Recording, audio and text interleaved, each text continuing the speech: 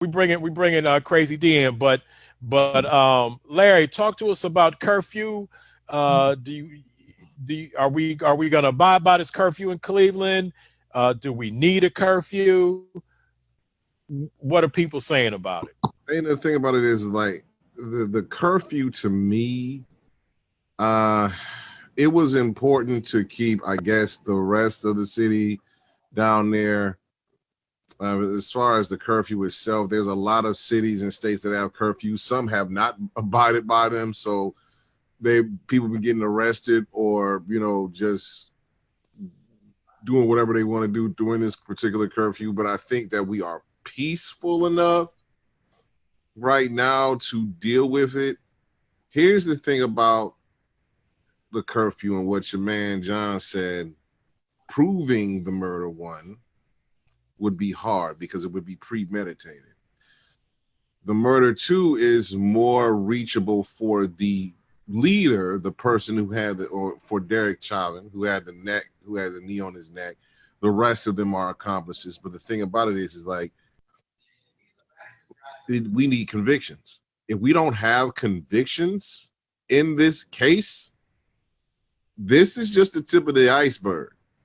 The whole world is watching the United States now and watching how this goes. So if we need like the thing about it is like we might, if there's no convictions in this case, if they walk, and I think I called in on somebody's show and I said this, if all four of them walk, we gonna need more than curfews because it's gonna be turn up time. But as far as the curfews, I think that right now they should let up on the curfews. There's been protests during the day, so they should let up, but people will not. But it's peaceful. Well, I think that everybody knows at this point, and we do have a while to wait for that. And I'm gonna bring in Crazy D, but I think everybody knows at this point. If everybody was to walk on this, I can pretty much I can pretty much guarantee you this we gonna have a problem. That's as the scholarly people would say, that's gonna be problematic, to say the least. I think everybody knows that. Again, I put the chat out in the link. People are invited to come in.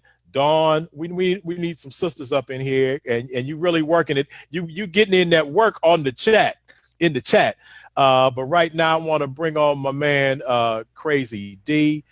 He hosts his own podcast, and you've seen him here on the Chill Talk platform many times, and coming up this Sunday, the 7th, 5:30. He's turning the tables on me. He will be interviewing me. He already he called me up and we did like just a little practice chat, and it lasted for like 5 hours messing around with him. Uh, and I see he dropped a little piece. He dug into the back of the computer board and found me dropping some bars, and I saw him drop that in there. But hey, as usual, bro, welcome to the show, Crazy D. What's on your mind, man? And talk to us. First of all, let the people know who you are, how they can find you for your podcast. Okay, first of all, what's going on to Johnny Dent? What's going on to Larry? What's And up, of bro? course, What's up, bro? uh, as usual, a great show, very topical. I'm Crazy D, the film review, movies, music, culture, politics, society podcast on the Film Review Life channel on YouTube. Subscribe, subscribe now. We review movies, music, culture, politics, and society, and what's going on in society today, and the politics, and how the culture is reflected through the music and the movies. And that's what we do over there. And on June 7th, this Sunday, we have the first big MC from the CLE. That is none other than MC Chill, Kevin Hurd. I'm telling you, this is gonna be great. If you want to know what this is gonna be like, because we're gonna have visual aids. We're gonna have video. We're gonna have when Chill says something, I'm gonna say, hold it, let's watch this. And Wow. we're gonna show this. This is gonna be the exclusive to watch, the most extensive interview. We're gonna give Chill the great glory that he deserves as being the first big MC from the CLE. We're gonna give it. And if you want to know what it's like, what it's gonna be something like, watch the interview I did with the infamous DJ Remix on the new TFR show called Let's Talk DJing, because I've done extensive work with him, so I can show his videos as he does his thing. When he talks about his techniques, here comes the video. And this is what we're gonna do with MC Chill. When he talks about, well, this is my style. Hey, hold up. Let's show that style. And it's gonna be excellent, people, because I am a filmmaker. So, it's not just gonna be just a straight interview, just talking back and forth. It's gonna be visual aids. So tune in. June 7th, 2020 is MC Chill Day on the Film Review, Movies, Music, Culture, Politics, Society podcast, or just go hashtag TFR Podcast Live on the Film Review Live channel on YouTube. Subscribe now. I can't. Golden Ray, your man Golden Ray has jokes out there in the chat. When you said you gonna have footage, he said he said, "Is it gonna be black and white?" Golden Ray, you got jokes, bro. He said if you got footage on me, it's gonna be. He said the footage is gonna be in black and white. Man, stop it. For those of you who don't know, since he thinks he's a comedian now, uh, as most people that watch the show, the Golden Ray is one of our regular viewers. Everybody should know by now that Golden Ray is the son of the late, great, iconic comedic actor, Ronaldo Ray. So we know Ronaldo Ray from he was the mailman on 227. We saw him in other films. We love him on Friday. Uh, as he did not want any of Debo stealing his son's bike. No, man, that's the greatest. But yeah, so now Golden thinks he's a comedian now. Talking about is it gonna be in black and white? Anyway, D, uh, is it gonna be in black and white? That is hilarious. We're gonna let you go ahead and get it in about what's on your mind. But I did, you know what? When we were talking the other day, you kept saying before the interview, you said, and we go find out about Halle. You didn't even ask me in the warm up. We didn't even do any Halle Berry. 3 hours that we did was just talking to make sure the system was right. Those are Okay, questions that I'm going to ask. I wouldn't even okay, questions that I was going to ask. We just went different places. okay. It was great. It was a great 3 hour conversation, and people will never see that, but that's cool. But it Right. was a great 3 hour conversation, though. Okay, well, I look forward to getting it in Sunday with you. I look forward to finding out what you actually got to ask me, what we're talking about. So we will see, and I'm really interested to see what visuals like Golden. You might be joking, but hey, if he pull up some visuals on me, it might be in black and white, bro. That's what I'm just saying. But anyway, uh, uh, Crazy D is in. He's in Vegas. He didn't say that, but he's in Vegas, and they were out in Vegas making it. Yeah, Golden Ray. I talked to him for 3 hours just rapping. So yeah, we you know how I get it in, but but yeah, uh, Crazy D is in Vegas, and they have it got interesting up in Vegas, but just politically, uh, social economically, what are we really looking at here? What's happening here? What are the parameters of what we can do or what we can't do or what we should expect from the legal system? What should we expect from our people about how we're gonna deal with this? Just go ahead and talk to me on any one of those veins. Well, first of all, chill.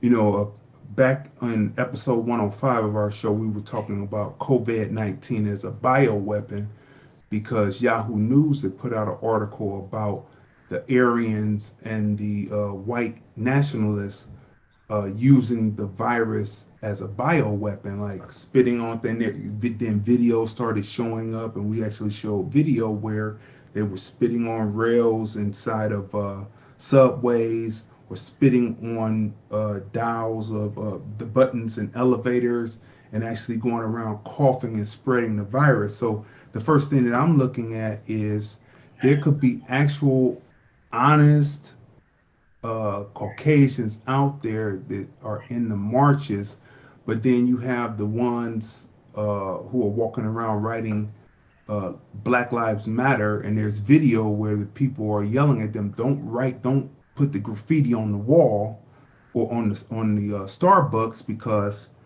they're gonna blame it on black people, and they're standing there with the arrogant. They're supposed to be the left, then you have the right that are supposed to be spreading the virus. So my thing was or is how many Aryans are out there standing alongside black people who are out there to protest for this man and protest for rights, to be seen as full citizens and human beings in the United States of America. How many Aryans out there actually spreading the virus, and in 2 weeks, how many people will fall or be stricken by the virus? That's one thing. Second, there were a couple of anarchists that said they were going to be at the rally down there at the way Las Vegas is set up. There's Old Vegas, which would be Fremont Street, right? That's Old Vegas, and then there's the New Vegas Strip that's built on, which is built on sand. It's not built on bedrock like how the old Vegas was, right? So the new Vegas that they have, the strip that you see, is built on sand. That's a whole nother story for another time, but it's just some context. But the old Vegas where Fremont was, there's a place called Container Park, and that was where the protest was taking place. And in there is a photo that a photojournalist took where the guy is standing there with his rifle, right? And if you ever see this, if you see this, it's in front of Container Park, and there's no one else is paying attention except for this one black dude, and this one black dude is looking at this dude, and the photojournalist caught this, and these two dudes, I don't know if the other one ever made it, but two of these dudes who are anarchists said they were going to make it to the rally to cause trouble. And my thing is, how are we allowing Caucasians to walk around with guns, but as soon as a black man walks around with the gun, he's being hemmed up by police, being taken away like he's Dred Scott or somebody. So this, Yeah. so this is what we're looking at, in the bigger scheme of things, is the virus could spread, and could we be defeating our purpose? But on the question that you asked after going through all that, I'm not holding my breath that there's going to be a conviction. Really, you don't think so? That. Well, I'm you say you're holding your breath on it. That's how you feel about our legal system. not holding my breath. I echo that with Crazy D. You just don't know. You would be surprised. Even with all this, it still might not be a conviction. Man, like I just told you, like I just told Larry, bruh, if it's not a conviction, if everybody walks away, it's gonna be a problem. Now, there will be some people to say that they want that problem. You They know, want us to get turned. They want us let me, to get lit. Phil, let me say this. Let me say this. Go ahead, Johnny. We, Larry, you done made Larry stop drinking his Gatorade. He we, ready to get into this one. we have to remember that it's not the citizens against the police. It is the citizens against systematic racism, and they will do anything, and I mean anything, to prevent a precedent from dealing with police officers. Anything. The police are really designed to protect the prince. That's what the police is designed for. Not to protect the poor people, but to protect the prince. That's right. So they will do anything to not set a precedent to where police officers can all of a sudden just get charged all across the country. That's what they try to prevent, and they will work very diligently to keep that from happening. But keep in mind, we support the police officers when they get our favorite villain. We don't care how they bring our villains to justice.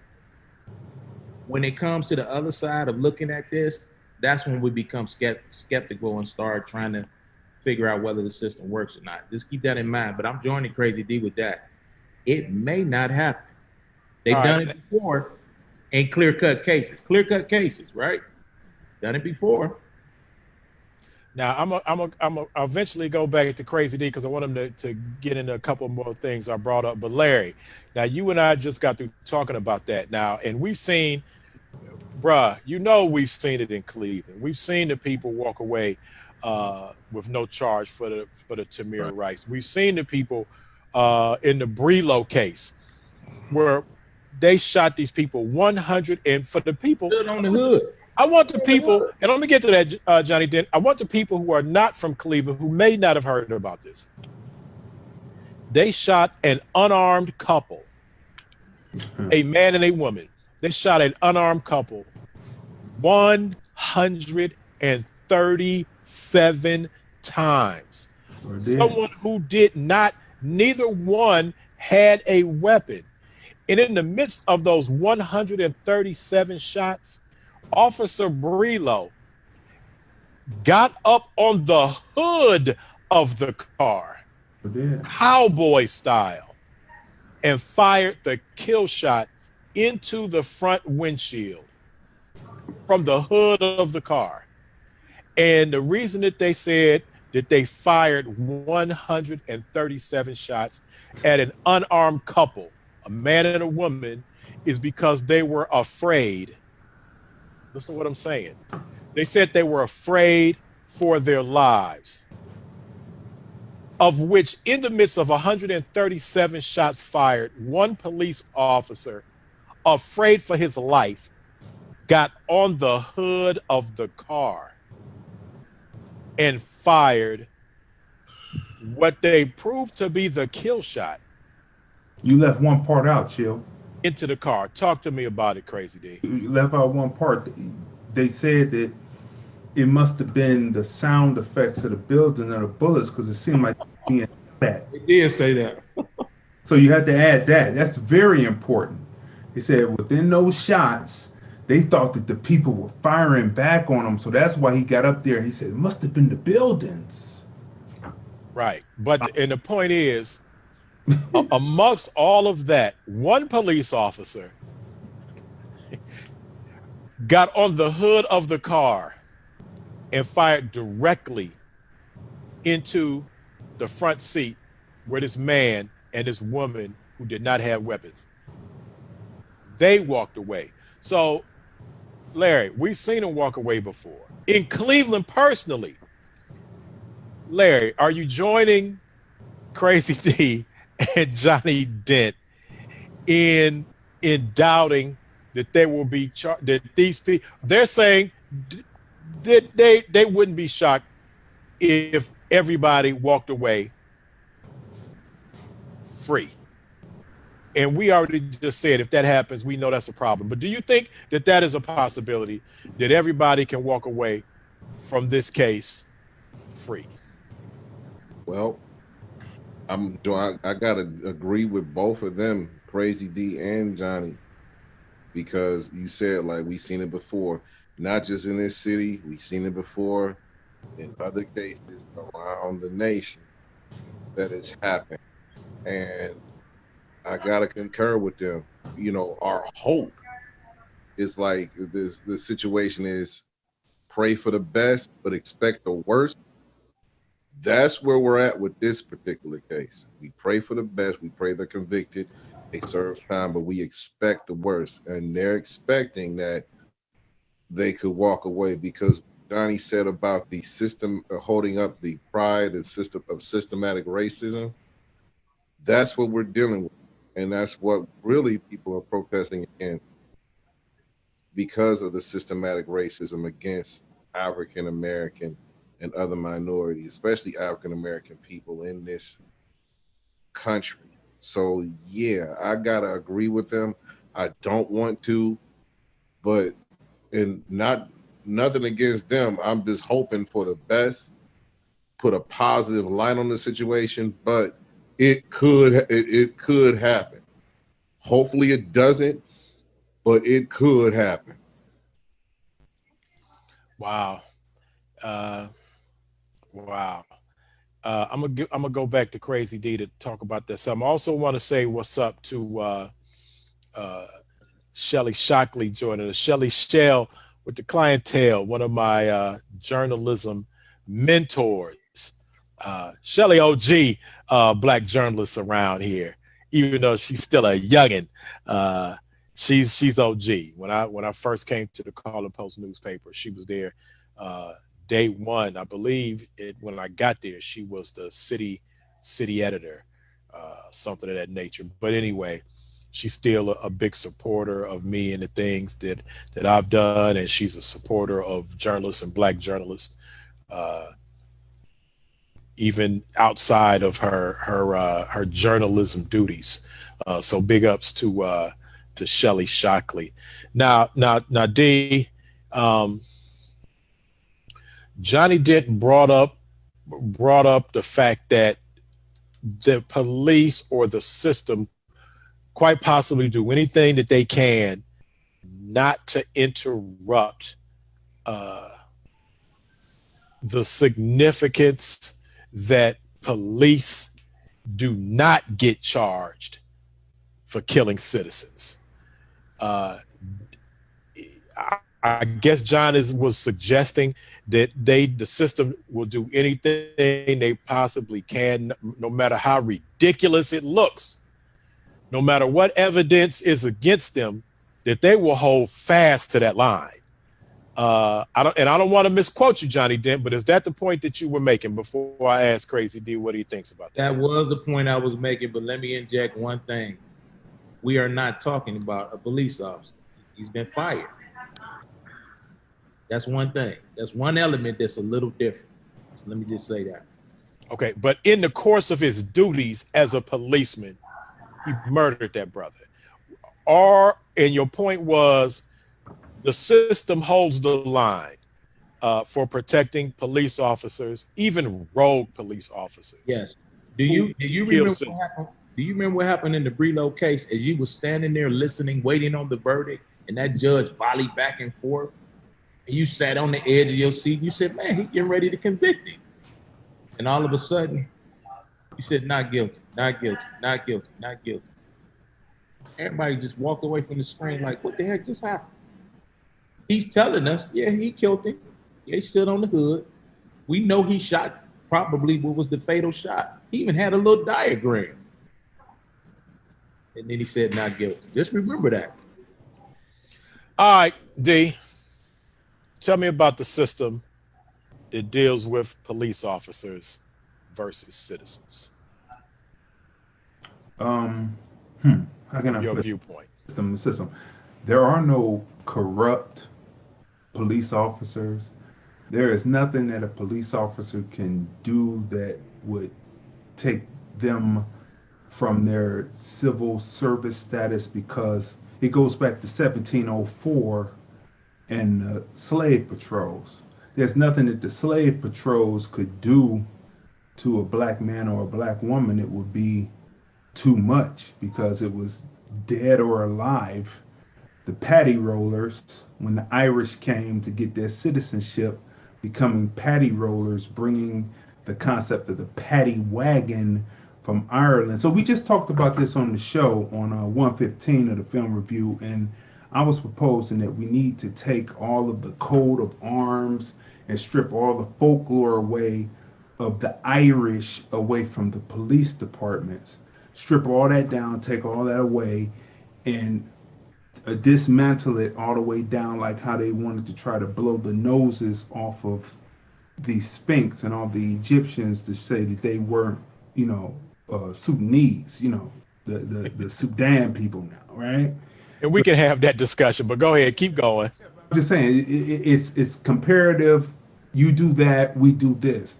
Strip all that down, take all that away, because that is the reason why people don't get convicted is because of the fact that the police, all these 18,000 different police departments, sheriff's departments around the country of the United States, are 18,000 different patty roller organizations that have different bylaws about how to go about doing things.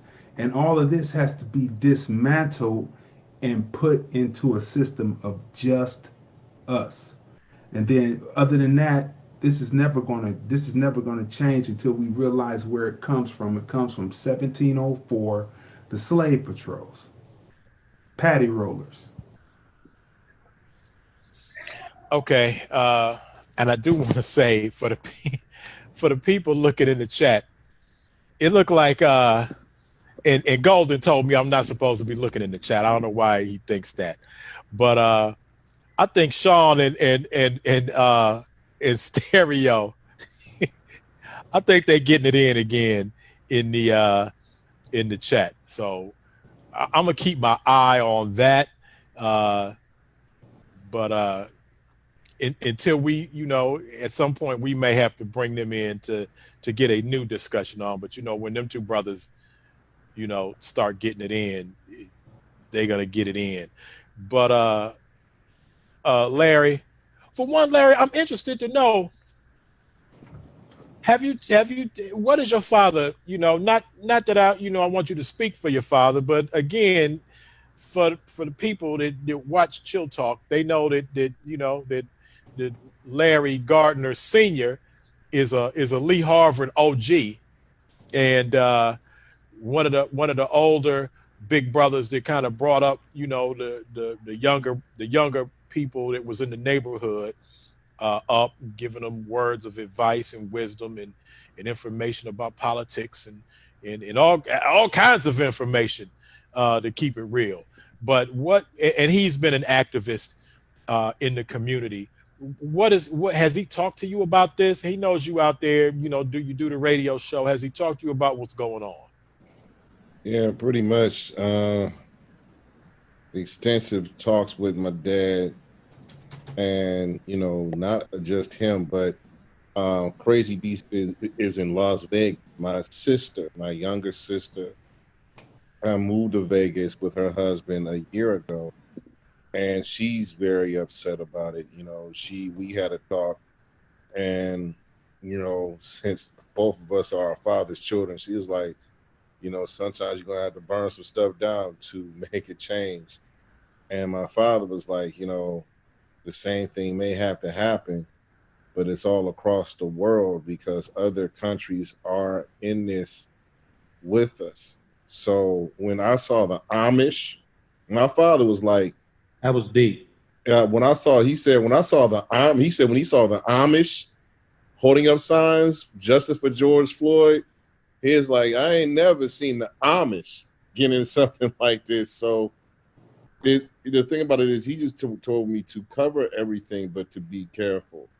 Because he's still a father at first, and it's like, be careful.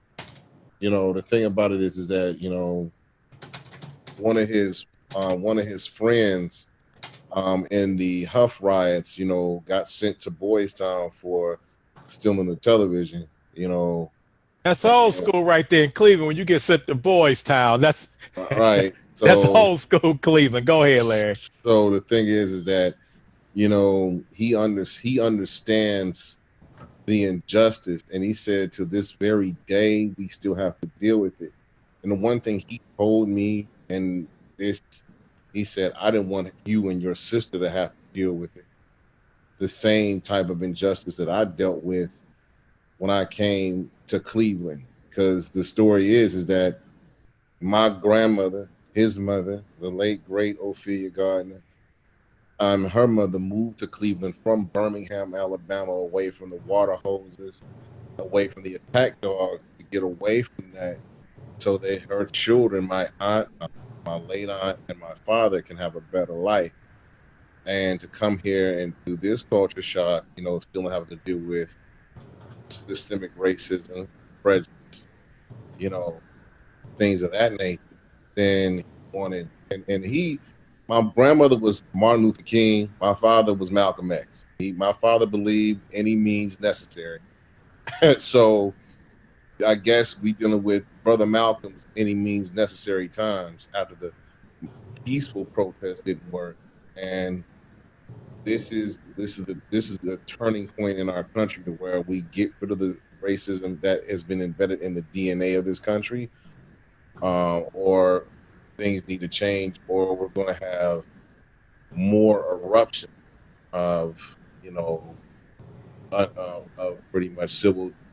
People call it civil disobedience, revolution, revolting, rebellion, whatever. So he just said that be careful, cover it, speak out against it, but just be careful.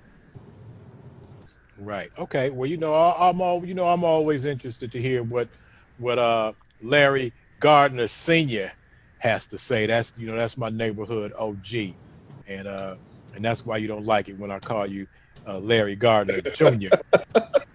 I call him that in meetings, and everybody be like, "What?" And Larry be like, "Come on, chill." Right. It's a Lee Harvard thing, man. It's a Lee They Harvard. won't understand. People wouldn't understand. That's how we roll in the yard. But I do want to say again that I'm gonna offer this again if anybody, because I see it's really active in the chat. If anybody wants to join in, and Golden, you might, because when you get in, I think just seeing you makes it get lit. So Golden, you already see the link. If you want to get in and get your 2 cents in, my mother's watching, and my mother was watching before, and because Larry Gardner Jr. posts everything he posts comes on my page. Sometimes some mornings I look up, Larry has more posts on my page than I have on my page. And sometimes when he's lit, my mother will be like, "Oh my God, that Larry was upset the other day. He was using some words. Uh, oh my."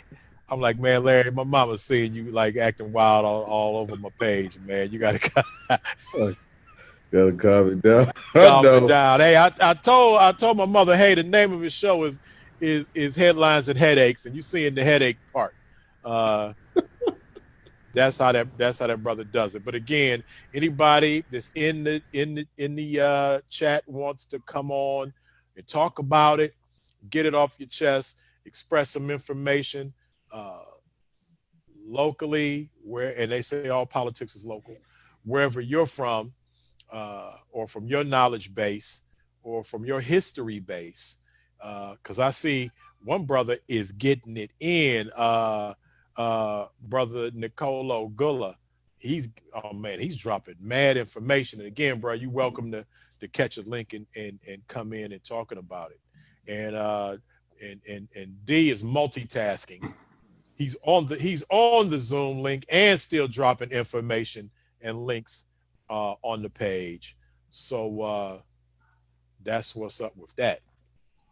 But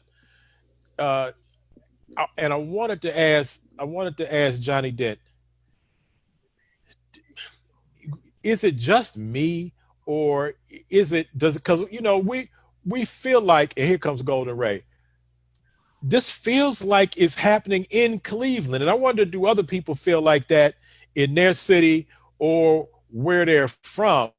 That I see this happening, and I understand what's happening. For some reason, I mean, I know this initially took place in Minneapolis, but it feels like it's happening here. Like it feels like this happened, in Cleveland. That's Why does it because, why does it feel so familiar to us? that's because it has happened in Cleveland, just in many different forms. And Cleveland is usually the center of attention when things like this happen.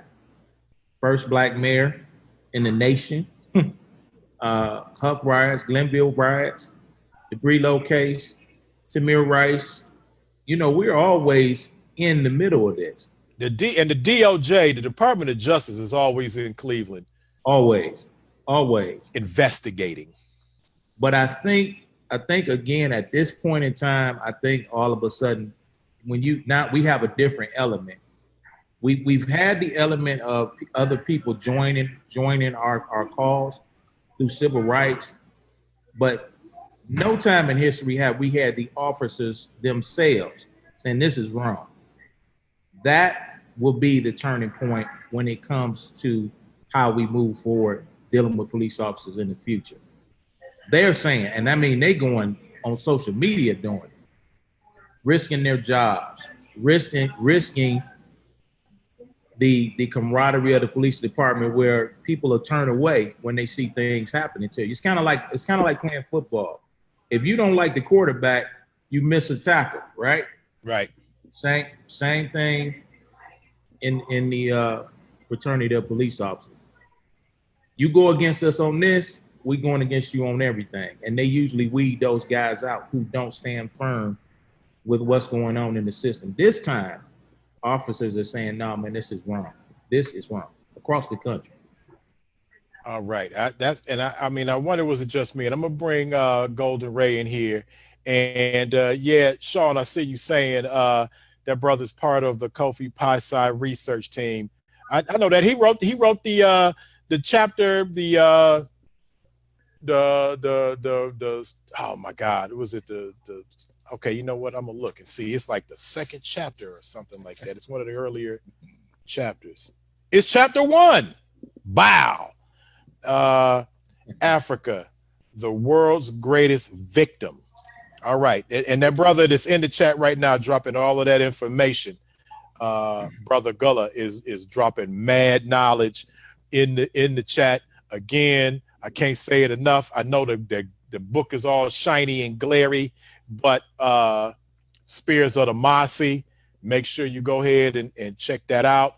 The information, we dropping that information into the chat. We have several of the authors. Chapter 1, that's right. I knew it was near the beginning. That was without even looking. But I said chapter 2, but it was chapter 1. But yeah, so we have several of the authors of that book in the chat right now, and they continue to drop links to information on how to get the book, and certainly that you can see all on my Chill Talk page as well as my personal Kevin MC Chillher page, information about the book. But my man Golden Ray, the trouble starter, man, people say that just your facial expressions gives it away. Let me see. You still are muted, bruh. Go ahead and unmute. Talk to me. I'm letting you finish. I'm letting you finish all this. What is this called? Yeah, when you talk negatively about someone, defame. Golden, you made the comment that if they have film footage of Crazy D has film footage of me, it must Did be that in come black out in and the white. chat? Was that public? I saw that in the chat, bro. I look at the chat. I thought I was personal messaging somebody. Yeah, okay. But anyway, but you know what?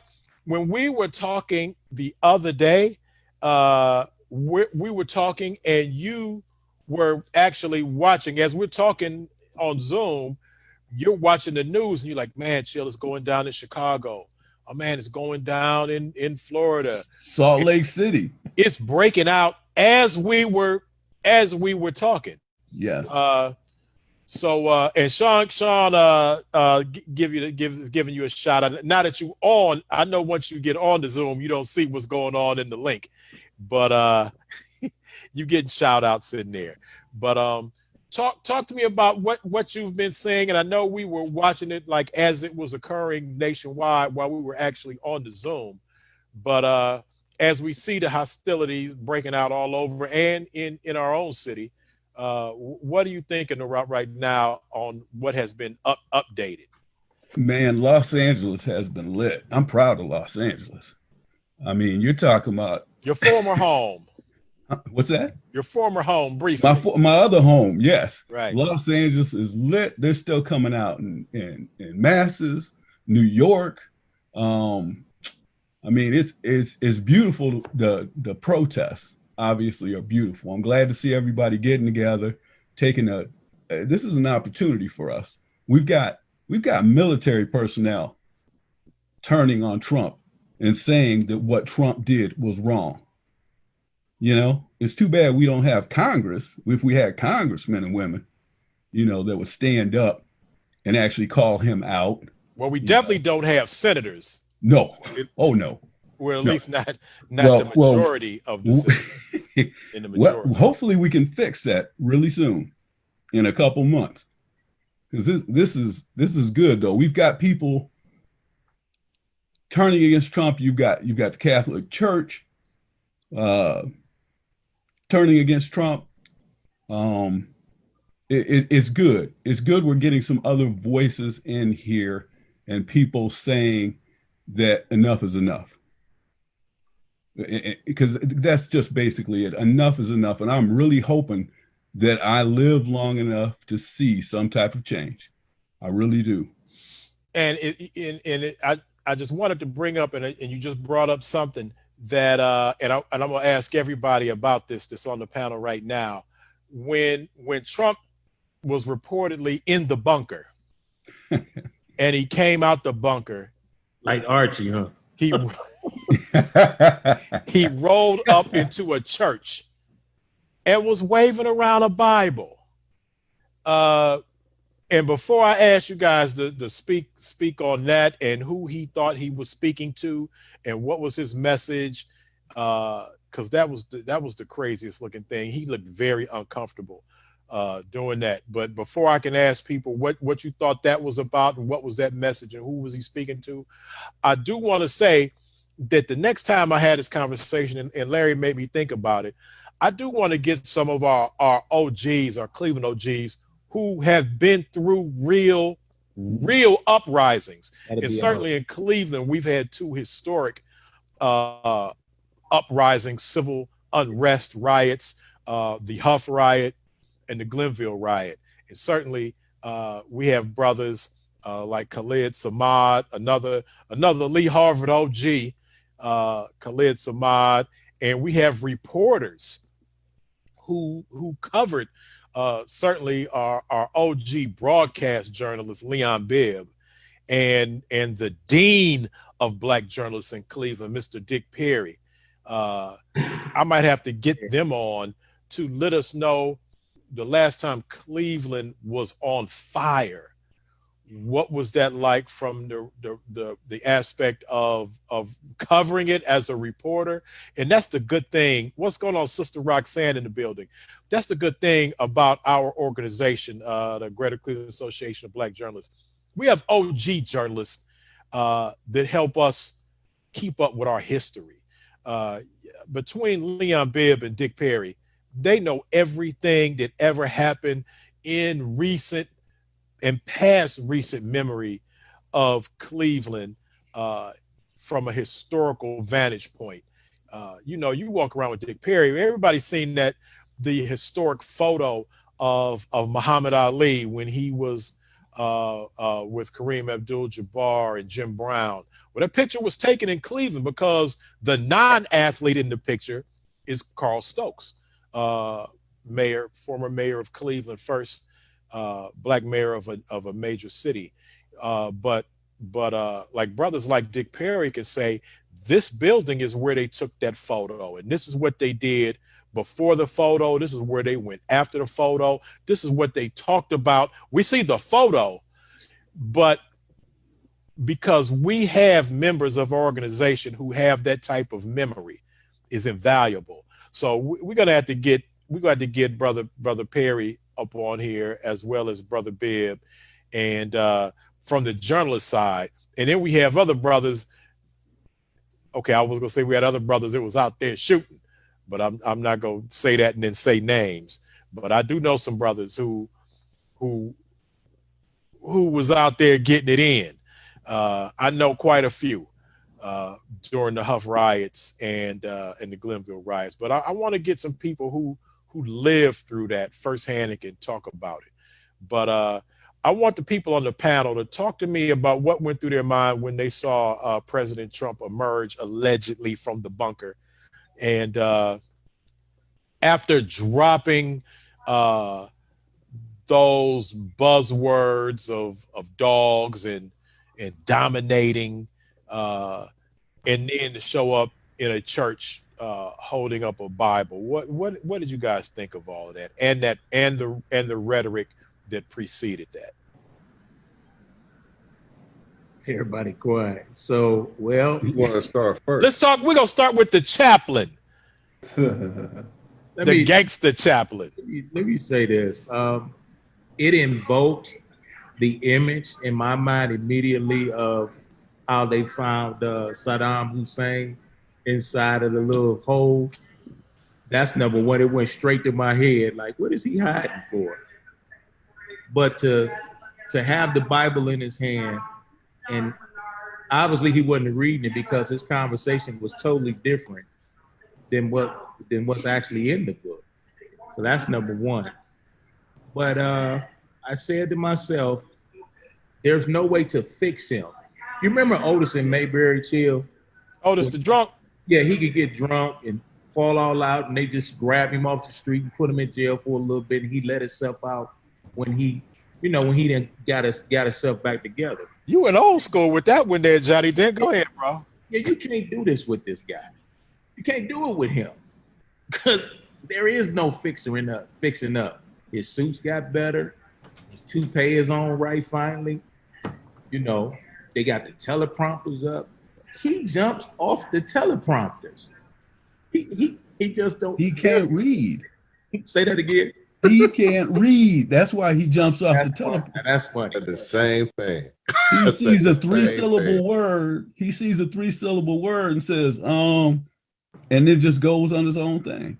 You put him in an organized format, and he keeps jumping out the format. It's kind of like the mother going to court saying, little Johnny didn't burn down the house. And they like, but we found the flamethrower up on his bed. And mama's still saying, nope, he didn't do this. He didn't do it. There's no way to vest in this guy. So what I thought about immediately, though, the short answer is Saddam Hussein with his hair all nappy and looking crazy, found under the bunker with the little mattress. Then I'll pass to the panel. All right. Anybody else want to talk about him showing up out the bunker at the church waving the good book? I will, because I'm going to be really quick and brief. The way he cleared that area of nonviolent protesters, that messed me up. That messed me up. So that he could have a little march to show that he wasn't scared to walk outside and wasn't hiding in the bunker. And then to stand outside of a church and flip that Bible around like he didn't know how to open one up or whatever, I'm thinking he's going to read a passage or something. Nope. Take some photos, bring my buddies in here, take a photo, and that's it. I don't even know what to say about it. I really don't. So that's all I got to say about it. When he was first elected, I was telling people that they should take Trump very seriously, because people started ridiculing him and they thought, okay, yeah, let's joke about him. And they've been joking about him since year 1, year 2, year 3. We're in year 4 and people are still joking about him.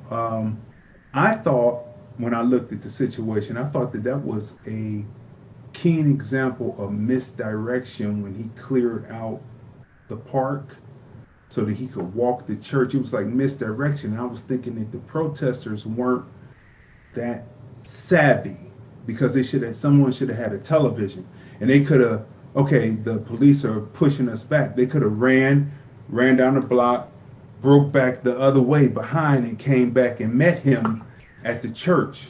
Got their Sun Tzu on. Okay, right. Go ahead. So, so one thing I said, that was master stroke. So that came from Barr. That's one thing. Two, they say if you follow not the Word Church, but the New Spirit Church that's in Cleveland, well in Cleveland Heights, that Donald Trump is actually saved, and he has prayer service. It has a prayer in his wherever they're at every evening in the White House. Now that's what they say. But this is my thing. This is my thing. Donald Trump, if you look at how he brought those people out there, Donald Trump thinks that he's a judge. Mm. And this is very important because if he is saved because his father believed in this certain uh, preacher, I forget his name, but he didn't preach a prosperity message, but he preached a positivity message. If you think it, it will come into existence, and always think positively, and this will come into existence. Donald Trump stood there, and if you look at the old pictures of how the European depicted the judges, Ehud. Now remember, Ehud walked in and sliced the dude's guts out and walked out to free the Israelites.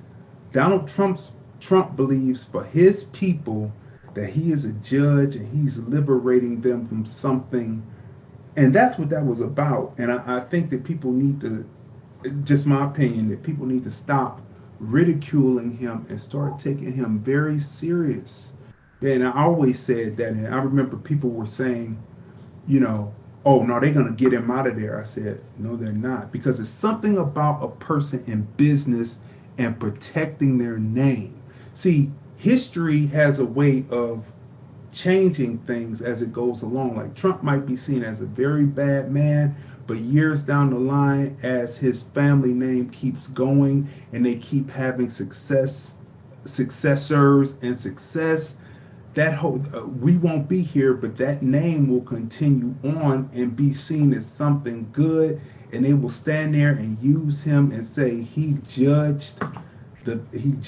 stood there that day in front of the church, held the Bible up, and represented himself as a judge. This is how history is. Whoever writes history, whoever the victor is, that's how the history is written. So our history hasn't been written so positively, so I don't think that we need to be like Tamika Mallory. Tamika Mallory speaks power to power. She brings demands, and she speaks power to power. It's no ridiculing, it's no laughing at him. Look at his toupee, look at his suit. Oh, he's obese. None of that works because he was in New York City and they tried that in the newspapers, and he kept building even when he was filing chapter 11 and chapter 13. So all that doesn't work. We need to start seeing him and taking him seriously and say, let's speak power to power. Okay. All right. I dig that one, bro. But if we haven't learned anything as of right now, no matter how buffoonish uh, he seems to be, he's incrementally. I got through that word. I jumped out. I jumped out there with that. I almost jumped out the window with that word. Incrementally. You know that's kind of Cornell West's. You, you borderline. I almost jumped out the window with that word, but I got it together. I'm a journalist. Uh, he's breaking down real things, real policies. He's affecting real policies, and even when he's gone, we're still going to have to deal with the Supreme Court that he left behind. Lord knows, Ruth Bader Ginsburg, RBG, better really hold on. Keep doing your exercises, uh, whatever you're doing. The notorious RBG, because he already has the Supreme Court stacked, and even after he leaves, that's something that we're gonna have to deal with. And he's implemented a lot of things that we're gonna have to deal with as far as policy. Uh, so we may look at him as a joke or buffoonish, but whether it's on his own accord or whether strings are being pulled, whether he's a puppet, uh, but actions are being taken, real actions are being taken that we're going to have to deal with as Black people in America for real. And no matter what, how silly he acts or sounds or looks, we have to I've heard do that the Mike things he's Pence is doing. worse. Yeah. Talk about it, Johnny. Then what'd you say? I've heard that people always have said that as much as we want Trump out of office, they said his successor, Mike Pence, is much worse as far as what the policies and stuff that he would put in place. Right. A lot more conservative. He is an extreme right wing conservative that puts religion first. So he could be very scary, very scary. That's why we got to get rid of them both. Right? Really good. Exactly.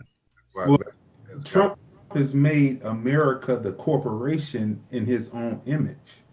He is a corporate guy.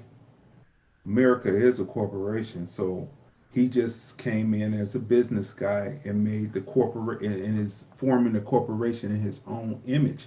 They already have it. Remember, he's been campaigning since he won, and they even have Trump 2024, which means he's pushing either one of his sons or his daughter in to keep this dynasty going, trying to get what the Kennedys had and be successful actually getting what the Kennedys wanted to have. And you know what? I'm glad you brought that up. And you actually you everybody on the panel. When I spoke with the Chill Talk doctor, Dr. Bonita Cold, when I talked to her yesterday, and I was asking about the health issues or health concerns of people protesting. She said, and you know how I mean anybody's who heard Dr. Bonita Cold talk, you know she has zero tolerance of unhealthy behavior when it comes to dealing with this pandemic. She don't care what the reasons are. She said, "I need the people who are out there marching. I need them to march to the PTA meetings. I need them to march to the city council meetings. I need them to march to the polls, to the voters booth. I need them to vote. I need them to be active." She said, "Yeah, I feel that they they out in the street and they mad." She said, but do we see all that activity down at the PTA meeting? Are they mad about what's happening to our kids? Are they concerned with that? So in that vein, we need to have all of that activity and anger and outrage when it comes time to vote. And I think that's right. I mean, we need to exercise all of that energy, the same energy that we have right now in in voting, in participation with our neighborhood activities, in the school system, with our local government. We need to affect who's going to be our attorney generals, or like Larry was talking about, Armin Budish. We need to talk about our county executives. I mean, we need to affect all of that. We see we have the energy for it, at least to show up a couple of days, maybe a week. We'll see how long we stretch this out, but we'll see if we have the real wherewithal to continue this on all fronts. Question That's what that is. Right, Go ahead, right. go ahead, D. is chill. Is uh is the protest, the peaceful protest, what made Minneapolis district attorney arrest the remainder of the police officers, or was it the violence that happened during the protest, where it's taking out the corporate structure that made them do the arrest? Is it the protest itself is supposed to be nonviolent, or is it the violence, the burnout of buildings, the looting that actually caused them to bring the remaining officers into being charged? Thought it was the looting. I thought it was the looting and the burning down of the police stations that, and all across this country is like, hey, maybe we should. I think that the reason why is because the thing is that it was the vitriol of the protests Ooh, and look at that. Larry grabbed how that word. how it was with bringing the attorney general on, because when the Department of Justice and the other attorney came on, and then when they first came out with the first autopsy saying that George Floyd, and this is how they do us, George Floyd had this and that, and he didn't die of asphyxia, then that's when the protest became more and more um, vocal and violent. And then to talking about and I don't call him president, I'm calling him the occupant of 1600 Pennsylvania Avenue, or somebody made a PINO, that's president in name only, as far as talking with Trump, or Bunker Donnie, pretty much, when he quoted I think a 1964 Miami sheriff, racist Miami sheriff's thing, if they start looting, we start shooting. I think there's a term that I think the millennials use and some rappers use called pull up. And the protesters pull up to Washington, D.C. at the White House. It was like, you said this about us? All right, come on out. That's the first time ever in my years, and so, you guys are older than me, not saying nothing, but I think it's the first time in my years that I ever seen the White House shut down. That's like, has it ever happened before in any administration? I don't remember, but that's the first time in my time I seen the White House pretty much shut down, and bullies like Trump hide and let everybody else and let him do the dirty work. When he did that to the protesters, and even the Catholic Church, the woman at the Catholic Church, the bishop, said that was disgusting. That wasn't what Jesus Christ stood for, denounced him, and a couple other people denounced him, including Pat Robertson. I shared a link on my page. You sure about that? Pat Robertson denounced him. You sure about that? We got to Pat check. Yes. Robinson, yes, Pat Yes. Robertson saying it was What? not right. Yeah. Then there's something wrong with this man. And he feels like not only he's powerful, but he wants to wield it at all costs, no matter who's in the way. Well, loot and shoot. That's Right. about loot and shoot. That Yeah. lost, that lost him the election right there. Automatically when I heard it, because the way I see it, the way I was looking at it, the Mm-hmm. Democrats were going to try to cheat the election with those ballots. I think that that's absolutely true. I believe that. But now, when Trump said, when the shooting starts, the looting starts, representing that Florida dude, whoever that was, I saw it on the news, whatever. Um, Now, and I don't understand. Every 4 years, when there's a general election, the Democrats, or the people who supposedly are on the side of the Democrats, are never ready. It's always voter suppression by the Republicans. And I think that for Trump to win now, because I think he was going to win easily, but when he said loot and shoot, he lost the election. He went a little step too far.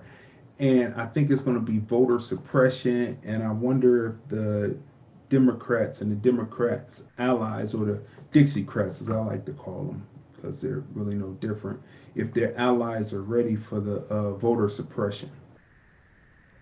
Well, you know what? I want to get Johnny Dent answer what his viewpoint on the Crazy D's original question was. The attorney general's, did he come down and with those extra charges and then upgrade it from 3 to 2 because of, I guess, the point that Crazy D was making?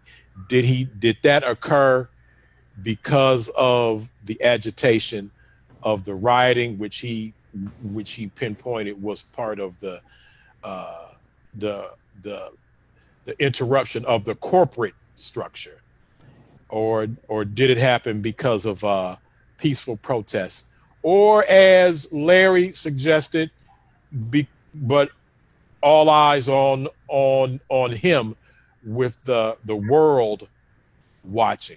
What do you think was the cause of this new revelation of charges? When in the meeting between Dr. King and Malcolm X, it was said Oh, you that don't went there with it, huh? Malcolm X told Dr. King, I'm not trying to undermine anything that you're doing. I'm just trying to give them an alternative. So I'm going to answer the question and say both Malcolm and Martin showed up. Hmm. That both elements play a part in this. That this is a contributory, and this is a tandem working hand in hand. That Well, there's pressure from both all sides. I don't know how much the peaceful protest would have affected change, uh, unless it's not like Dr. King told you, unless the peaceful protest is attached to an economic protest, which in this case is the alternative of what we see here. Although they're upset and they're pissed off and they're protesting, they're affecting economics because they're tearing up buildings. They're affecting the corporate structure. Where in the civil rights movement, they just weren't just carrying signs and marching and singing. They were enacting a an economic protest. When they hit them, when they hit the bus system in the pockets, they could have been, in my opinion, they could have been carrying all the signs and singing all the good songs they wanted to. That wasn't going to make the bus company do anything until they hit the bus company in their pockets, until they attached an economic plan to their Well, social and civic plan. well, that's exactly what non-peaceful protests just did. Right. So that's what I'm saying. It was the alternate, the same thing, but the alternate, because the end result was the same thing. They affected their pockets. But I So see G Ray over there nodding. But go ahead, D, because it was your question in the first place. so what are you saying, Chill? Do you think that maybe we would never say that, but shouldn't the peaceful protests go on, but shouldn't the agitation and all that? Because when they hit Santa Monica, and I saw a Mexican guy, and they had broke into a bike store, and everybody was riding their bikes, and I saw a Mexican guy, and the Man, I camera, need a bike too. yeah, got his face and everything, and he was putting it up on the rack of his SUV, and he turned around and he said, "Yes, yes, Floyd George, I'm down." I said, "You don't know nothing about the protest, brother. What are you Right. doing with this bike?" But isn't that part of what it is? Because you have to, well, they always talk about corporate structure. And so once the corporate is hit and the government can't stop it, then they're going to force the government to come to the table to be able to save. Because right now, people weren't working. They were just now starting to open up. And this was the worst thing that happened to the corporate structure. Starbucks burning through the middle, guys running out with a gallon of milk to make sure that, when the tear gas came, it was the most ingenious thing. Guy, another Mexican coming out with a gallon of milk to make sure that when the tear gas hit, it would have the milk. I mean, it's just little things that, if it wasn't so serious, is so many things that are happening that are just hilarious when you see them on the TV set. So, Well, so are you go ahead. saying that? So are you saying that maybe the peaceful protest should keep going like all summer into the fall into the winter, but then that agitation should be there too? Well, first of all, let me say this. And when you talk about a non-peaceful protest, when you talk about a violent protest, I'm gonna let you know now the government will come to the table in a different way. Just understand that. Uh, For us though, for us, when we're involved, because right, right. Oh, exactly. Well, that's what we're talking about. to advance things in this country, they have always used some form of violence. It's only when we use violence that it's violence. Right.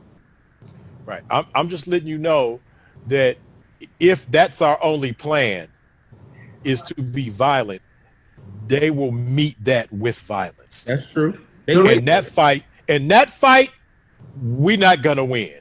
I no. mean, we're not gonna win that fight. We outgunned in that one. The anarchists are the ones that are doing the violence. So as they start up, which is who I saw doing the looting mostly, then I saw some black people following, but the people who I saw busting windows were Caucasians. So when they started doing that, instead of trying to stop them, we just head on home. We did our part. We'll be back out there tomorrow. We know what they're gonna do, and they're the part of the wing of the thing that does it, and we go home. We don't follow them. We don't say, "Oh, we're so happy to be alongside Caucasians." And we just walk away and go home for the night and come back tomorrow and do it peaceful from 7 a.m. until curfew time. Go ahead, G Ray. Hey, G Ray, you do know it's like a raise hand button. I don't know if you ever saw that. It's a raise your hand button. Why? You can see my hand. Yeah, Crazy D, Crazy D hit on something very important. Agitation. Agitation to the corporations. That is so key. I keep seeing these things about, oh, let's have a day where we don't spend our money. We can't have a day. That's like this. That's like this whole protesting. What if we would have just protested for a day? That that's not enough. That agitation has to be consistent. It has to be planned. It has to be. We have to be specific about who we're agitating. Part of the reason why they did what they did, as far as advancing the charges and getting the other three guys involved, is because of fear. They fear what we can do. Now, once we realize that we have the power to influence and continue the peaceful protesting as needed, but agitate them, hit them where it hurts consistently, not just one day. I don't want to not spend today and then end up having to buy it tomorrow. That doesn't do any good. I'm still buying it. I'm just buying it a day late. look at Larry Gardner with his hand up. He put the actual hand up button, so you can learn something from that brother And, Golden and, Ray. and you know what? I'll pass it off to Larry because the more I keep looking at him, the more I keep thinking we could be related. Yeah, yeah, yeah, Larry done yeah. hit the hand up Go button. ahead, Larry, bro. Okay, now Larry, like I have to tell people in the meeting, at the Black Journalism meeting, it's good that you hit the hand up button, but when you start talking, take the button down. I want to see that hand up the whole damn meeting. I had to tell people that at the Black Journalism meeting. All right, so you in, bruh, because I can actually take the hand down myself. But go I ahead. just did it. I just did it. I Go just ahead, did it. Larry. But I appreciate that. See, All right. you learn the Golden Ray can learn something from you. Well, Golden Ray, shout out to him for coming on here, and shout out to Crazy D for mentioning it. The thing about it is like when the pandemic hit, a lot of these companies, these businesses, you know, were slowed down because they didn't have any customers. Now, with the uprising or the protests, the violent protests that knocked out their businesses, you got to remember some of these businesses have to rent. They're paying rent for their businesses to be in these buildings, and they have to, even though they're paying insurance, their insurance rates are going to go up because now you have to bring in the corporate structure and the government, because most of these guys, as reports have come out, like Wendy's CEOs and stuff like that, contributing to Trump's campaign, they contribute money to these Congress people and these Senate people and these city council people to make sure their businesses operate smoothly in the areas without little or no interruption. And when they have little or no interruption, when they have people not buying anything and they're losing money, one of the reasons why Trump ordered the states to open up is because the corporations were coming to him and saying we were losing money. So when you have because of the pandemic, when you have something like this hit and the government has to pay for these things of that particular nature, now it's double the losses. Now we have to pay our insurance people to we got to pay for repairs. We got to pay for this. And some of these workers haven't come back in because the ones that receive the unemployment, remember the extra $600 along with top of the unemployment, they're making more money sitting there behinds at home than coming into work. So now you got to make a mandate, plus the stimulus, even though it may not be enough, but it's still like, why am I making money for you when I could be sitting at home just collecting this every week until it runs out in July? Then I'll think about going back to work or finding another place to go, since the way you're treating me right. If you're not treating me right, some of these corporations understand we need these workers.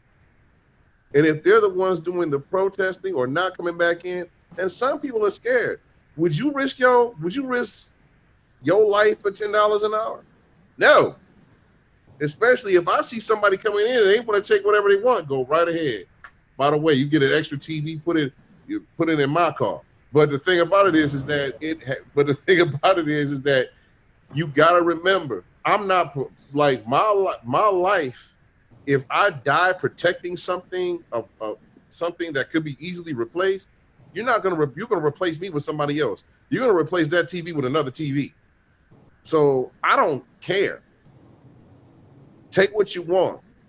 Like Colossal Cupcakes, there was two ladies that were in that pretty much put themselves in the bathroom until the owner came down to make sure they were cool. Once they were cool, they left. And some of these companies, just be honest, some of them are so crooked, they're going to write the stuff off anyway that they lost and get it replaced anyway. So it has to be consistent. I think the bus boycott went 2 years. When they realized they needed us to ride their bus. You can't be more than just a day. You have to be consistent, and some of these companies will change their tune. Already, the Wendy's CEO that donated money to Trump, like $400,000, is already in hot water because you got more people on social media saying, I ain't eating Wendy's because of this. I'm not doing this because of this. But it has to be the discipline of the people. And what people learn from this pandemic is I can cook at home. Yeah, I don't right. need McDonald's and Wendy's or blah, blah, blah. Or I can go to an African-American business like the Academy Tavern and order DoorDash from them, or other African-American owned businesses that will not donate to 4-5 or to the current occupant. So people are smart. They know, and the corporations know that people are smart, that we're not going to kowtow and step and fetch to you, but at the same time, we're the customer. You're going to step and fetch to us.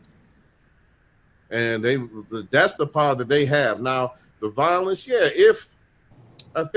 and I watched Brother Louis Farrakhan today. He said there's 20 million African Americans in America. I don't know what year this was, but he said if 10 million die, 10 million will be here to tell the story. They can't kill all of us. So if we're going to tear this, we had enough, and we will tear this country apart just to get what we want.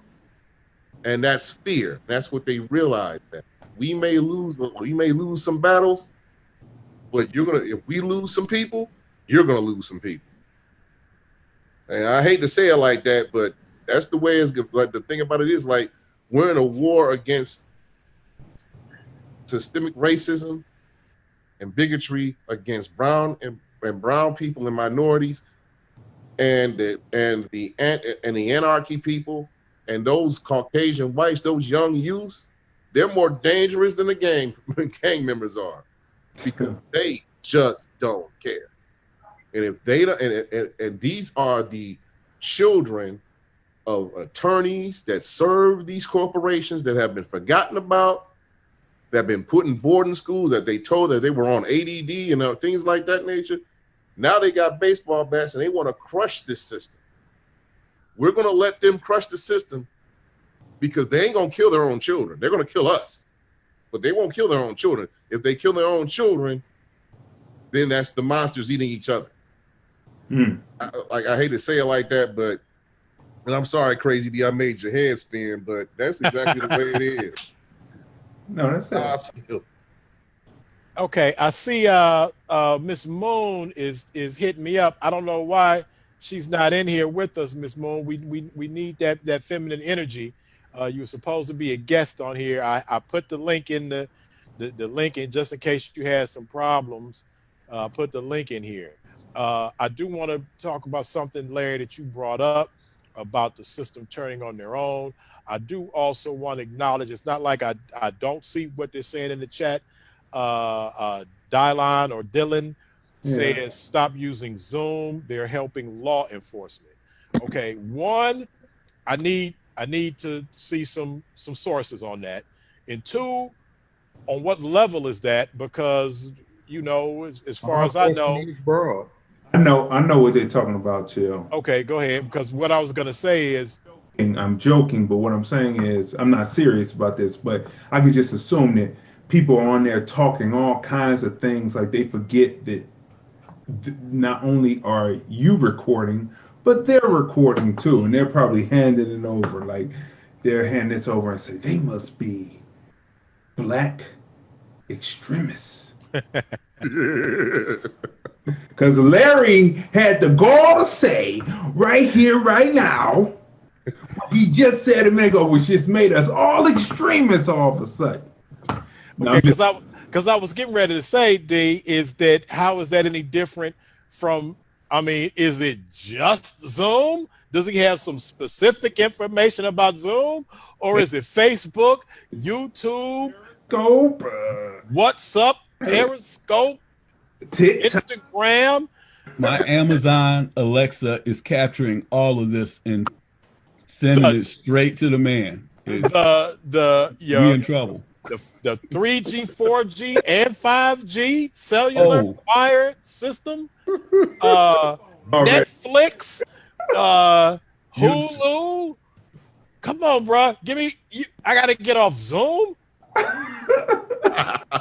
My credit card.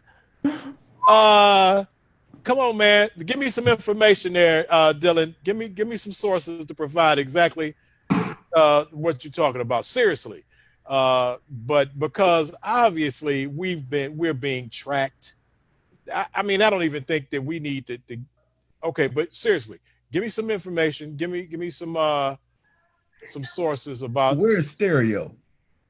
I think Sean scared him off. No, Stereo, Stereo, like I'm not scared. But what I did want to say, Larry, is those of us who can remember what happened on May 4th, 1970 at Kent State University. Right. Uh, I know students, I know my OGs, my Kent State OGs that were students at Kent State, as well as faculty and administrators.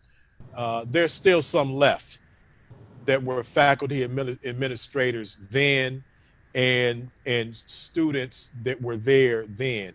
And just to let you know, if anybody ever, if you see pictures about the National Guard killing 4 students and wounding, I don't know, it was like 21 or something like that. Uh, that you don't see any black people in the photos. You don't see black people laying out in the street. You don't see black people crying. You see one black person, and I know that brother. Rest in peace. Now, brother Ibrahim Al Kafiz, my good brother, who is one of the initiators of the creation of Black History Month.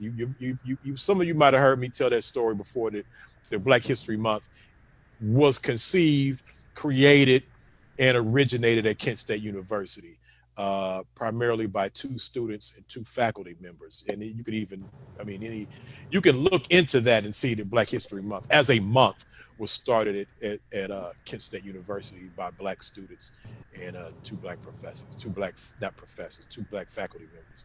But one of those students, the student who suggested that Black History or Negro History Week become a Black History Month, who then acted upon it, initiated it at a state university, got it on the calendar, contacted uh, uh, Congressman Lewis Stokes, who then took it to Washington, D.C., and the president, and it became what we know it is today. But that student, Ibrahim Al Kafiz, uh, is the only black student that you see out on Kent that day when the shooting took place. Light skinned brother, he could be related to both of y'all, two brothers over there. Oh, you funny.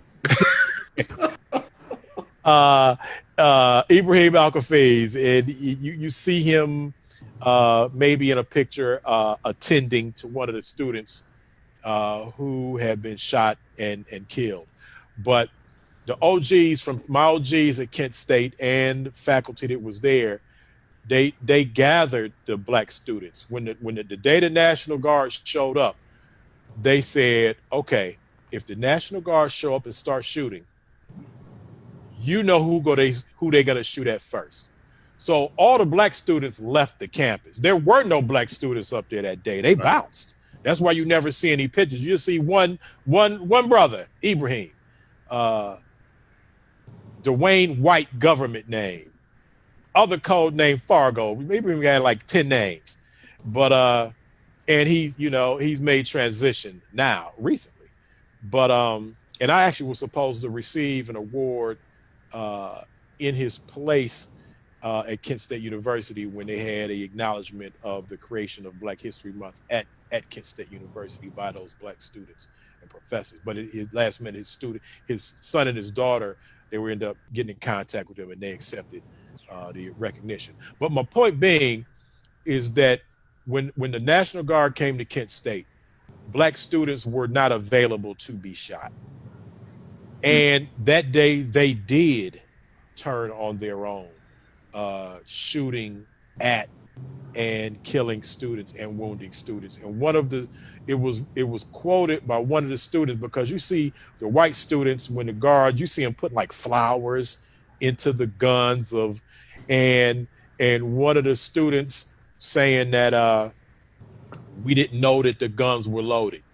What? And in the film, in the Kent State film, the one black brother who was the person playing Ibrahim Al Kafiz told the white young lady, when they show up with guns, the guns are always loaded.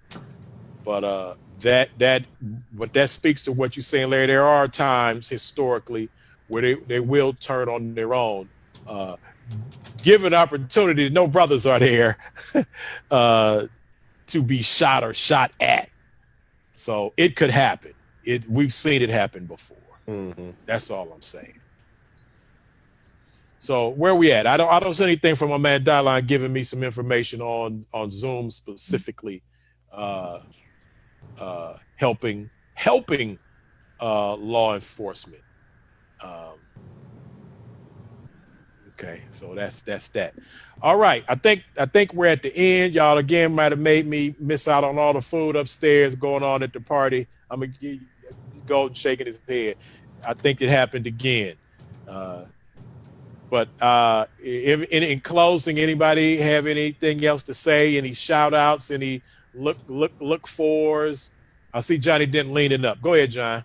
Well, no, just on a lighter note, round about October, November, we'll be seeing television, big screen television go on sale, two for like $300, something like that. I wonder, the guy who does the looting and just grab anything, like what is he gonna do with them size 5X clothes that he grabbed? Like what is he gonna do? That's just something I just want to put out there. Do they have a looter's language of, upgrade, scale up, scale down? What are they gonna do with this stuff? Okay, real quick, Johnny Depp. Real quick. Did you see the brother that left out of the tennis shoe store with like a stack of like 11 pair of shoes, and then the brother Relax. just scooped him, just got him for like the middle four. No, You no. didn't see that? Like he was I've coming out seen with that. the anybody see that? He was coming out with like a stack of shoes up in there as he was running the store. Bruh just got him for like the middle four stack, just like wham. And it was slick because the other one just collapsed. Still on. I mean, dude still had like he started with 11, and he might have ended up with 8, and kept rolling and jumped in the car. But yeah, so you're looking for those sales coming up. The brother Oh, they coming. who just Hey, snatched Don't buy stuff the out the iPhones. who Don't snatched buy the stuff out the big iPhones. and tall, and they not big nor tall. Right, right. look at offered up. Just look at offered up and Craigslist. Um, in the next month in the next week, couple of weeks to a month. Yeah, just Facebook look at Marketplace. exactly that. Yeah, And they that need to too. find that gadget to get the little thing off of it, off the tag, the ink explosion You thing, get the that off. You security get that off sensor. Wish. Okay. Yeah. All right.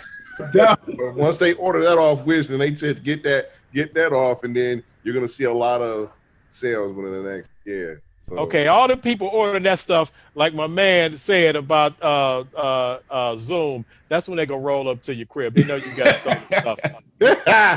You ordering stuff how to get the damn security tag off of the stuff. That's when they go roll up on you. But I can't believe Johnny that was your final. That's it, man. that was funny It'll be though. a good That was your Christmas for big final people. farewell. Oh my God. Crazy D, go ahead and shout us out and tell them about that interview coming up on Sunday. Yeah. First, Pharaoh said that another podcaster, he said that the insurance companies are going to be uh, having to verify that what the people are saying was stole was stole. So they're going to use all kinds of technology, and they're going to be finding these people. Because the cameras are going, so they're going to be finding these people. And I said, interesting. But June 7th, They got the facial recognition right, software. that's right. But June 7th, 2020, the film review, movies, music, culture, politics, society podcast on YouTube, Sundays at 5:30 p.m. Pacific. Chill, you keep on saying Eastern. You're going to be coming on at 8:30 Eastern. Your time is Okay, so I keep saying 5:30, so it's Eastern time, yes, Eastern time for you is 8:30. 8:30. Time Let is me get 5 that together. Pacific, right? 5:30 Pacific. Check your local listings for other time zones. We're going to be coming on. It is MC Chill Day, the first big MC from the CLE. We're going to have visual aids. We're going to have music, everything. And we're going to go from when he was just a wee little boy all the way up until now as the journalist extraordinaire that he is, pushing his way, making his way with his own independent creations, right? So stay tuned for that. Again, that's this Sunday, 5:30 p.m. on the Film Review Live channel. Also, we're going to be simulcasting on Facebook and Periscope at the same time. So if you have Periscope, Facebook, and then YouTube, you can follow us on all those different sites. All of them are the film review, right? Or you can just hashtag TFR Podcast Live. Matter of fact, go to Google, type in hashtag TFR Podcast Live, and then it all comes up, and you can listen to us on Apple Podcasts, iHeartRadio, etc., etc. Everything comes up under Google. Under the Okay, hashtag. so again, I want to make sure because you got me together. So all of my people in northeastern Ohio, In New York City. Eastern Standard Time, Right. it is at 8:30 on Yes. Sunday. For Mhm. my people on the West Coast, it's 5:30. But for the people that are around where I'm at, they'll see it's going down at 8:30. I appreciate that. And what made you choose before I get to the Larry and Golden? What made you go and grab that me dropping those bars? First of all, chill. The the bars were incredible, right? And you didn't say like or as. You used metaphors without, you used simile without using like or as. That was great. And then the metaphor game in it was incredible. And just the imagery that you can close your eyes and listen to what you were saying, and it visualized it. Like when you talked about the girl, then you said chill, chill, chill, and you used chill three different times, and each time it meant something different. It's a beautiful rhyme scheme and rhyme techniques that's elevating the game. So that's why I picked it. Okay, John, did you go? I saw it. I'm like, where did he grab that one from? He went to the back of Our research. he went back into the back of the computer and grabbed the. Do you know what it's like to be MC Chill? I have a question for you before you move on to the next person. Um, do not to ask for who the bell tolls. The bell tolls, uh, For thee. right? That song, because it's all over. If you don't know, you're all over. You're on Tidal, you're on Spotify, you're on all the different sites. I mean, whoever's handling the publishing and everything has you out there. But that song is actually modern, and it should be in video games. That's Like like that's like right. a Prophecy. You talking about speaking of the song Prophecy. mhm, mhm.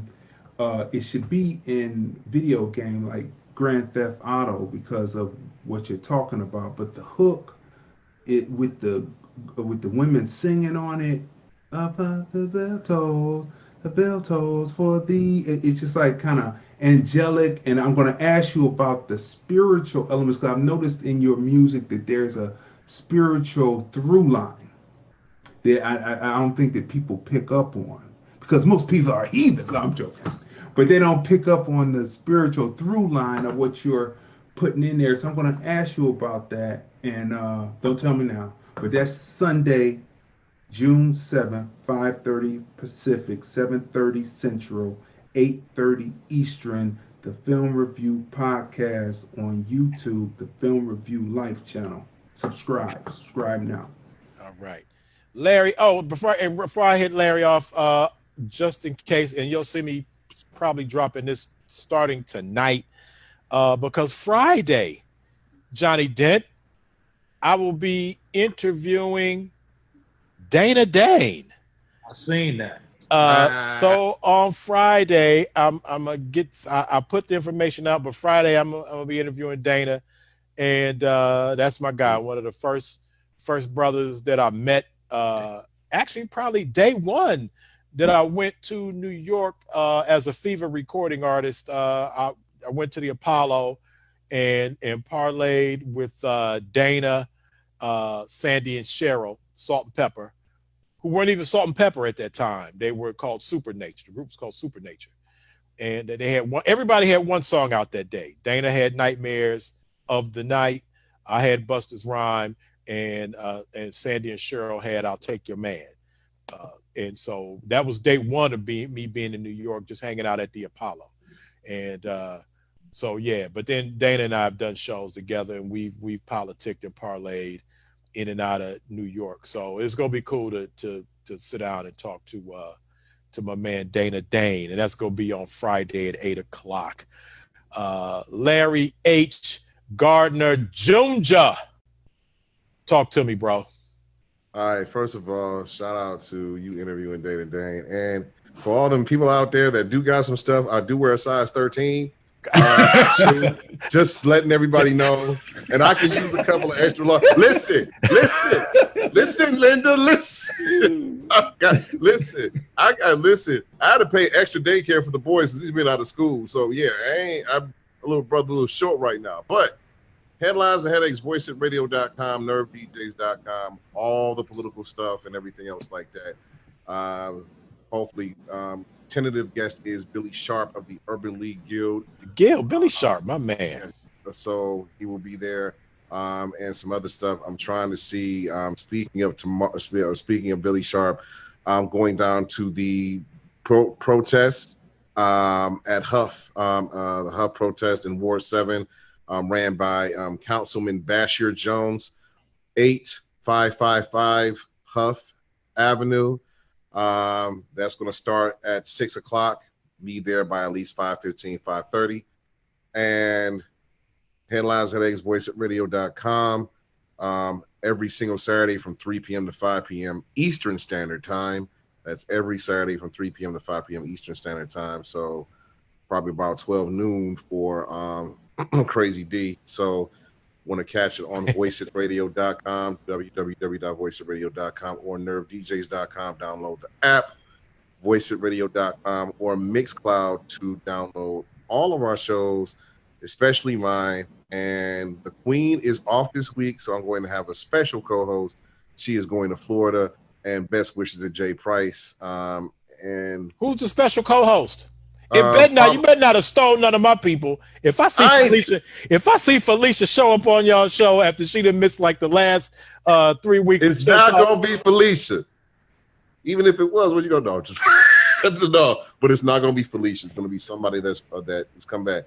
And then a couple of guests down the road. You speaking of Dick Perry, his daughter Lazala, who is a part of DCUF, she will be a returning guest sometime in August. She's just waiting for the pandemic to pass up. So my girl Lazala Perry, she's the one. She's the one who sent me for the few people that saw the Dana Dane interview flyer coming up. You see a ticket that said from a show that we did that it says Dana Dane featuring MC Chill. That was her ticket. That was LaSala Perry's ticket. That she said, she was saying, Chill, I've been a fan. I snuck out and went to the show. And that show was at OU. right. And so she sent me a copy, a picture of that ticket, and I thought it was interesting because it said special Dana Dane, special guest MC Chill, and here it is 30 something years later. He's on the show, MC Chill, with special guest Dana Dane. And when I first talked to him and he let me know that he would be on the show, and he said we going full circle on this, Chill. So I added that to the flyer and that's a quote from Dana saying it's full circle. But yeah, no doubt. And Larry, we have a meeting on Saturday, so make sure that you are at the I know we got a journalist Association meeting. of Black Journalists meeting on Saturday morning. Make sure that you are in attendance. Are we doing the Zoom? Yes, we're doing a Zoom. You should already. The secretary should already have sent out information. Matter of fact, if you saw my statement, Larry, that was with the same information about the meeting. So it's Zoom. Yeah, I know it's Don't Zoom. play. Don't play. Play it around. I'm just kidding. Don't play. I know it's Was you Zoom. going to say something crazy, D? Yeah, Larry, I have a question for you. What's up?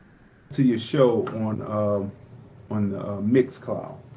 I have a question. You go pretty hard at some of the people who call in. Do they take it in good humor stride, or are there people who say, and do they call back each week just to be combative, or are there people who be like, I can't stand it? How does that? How 50.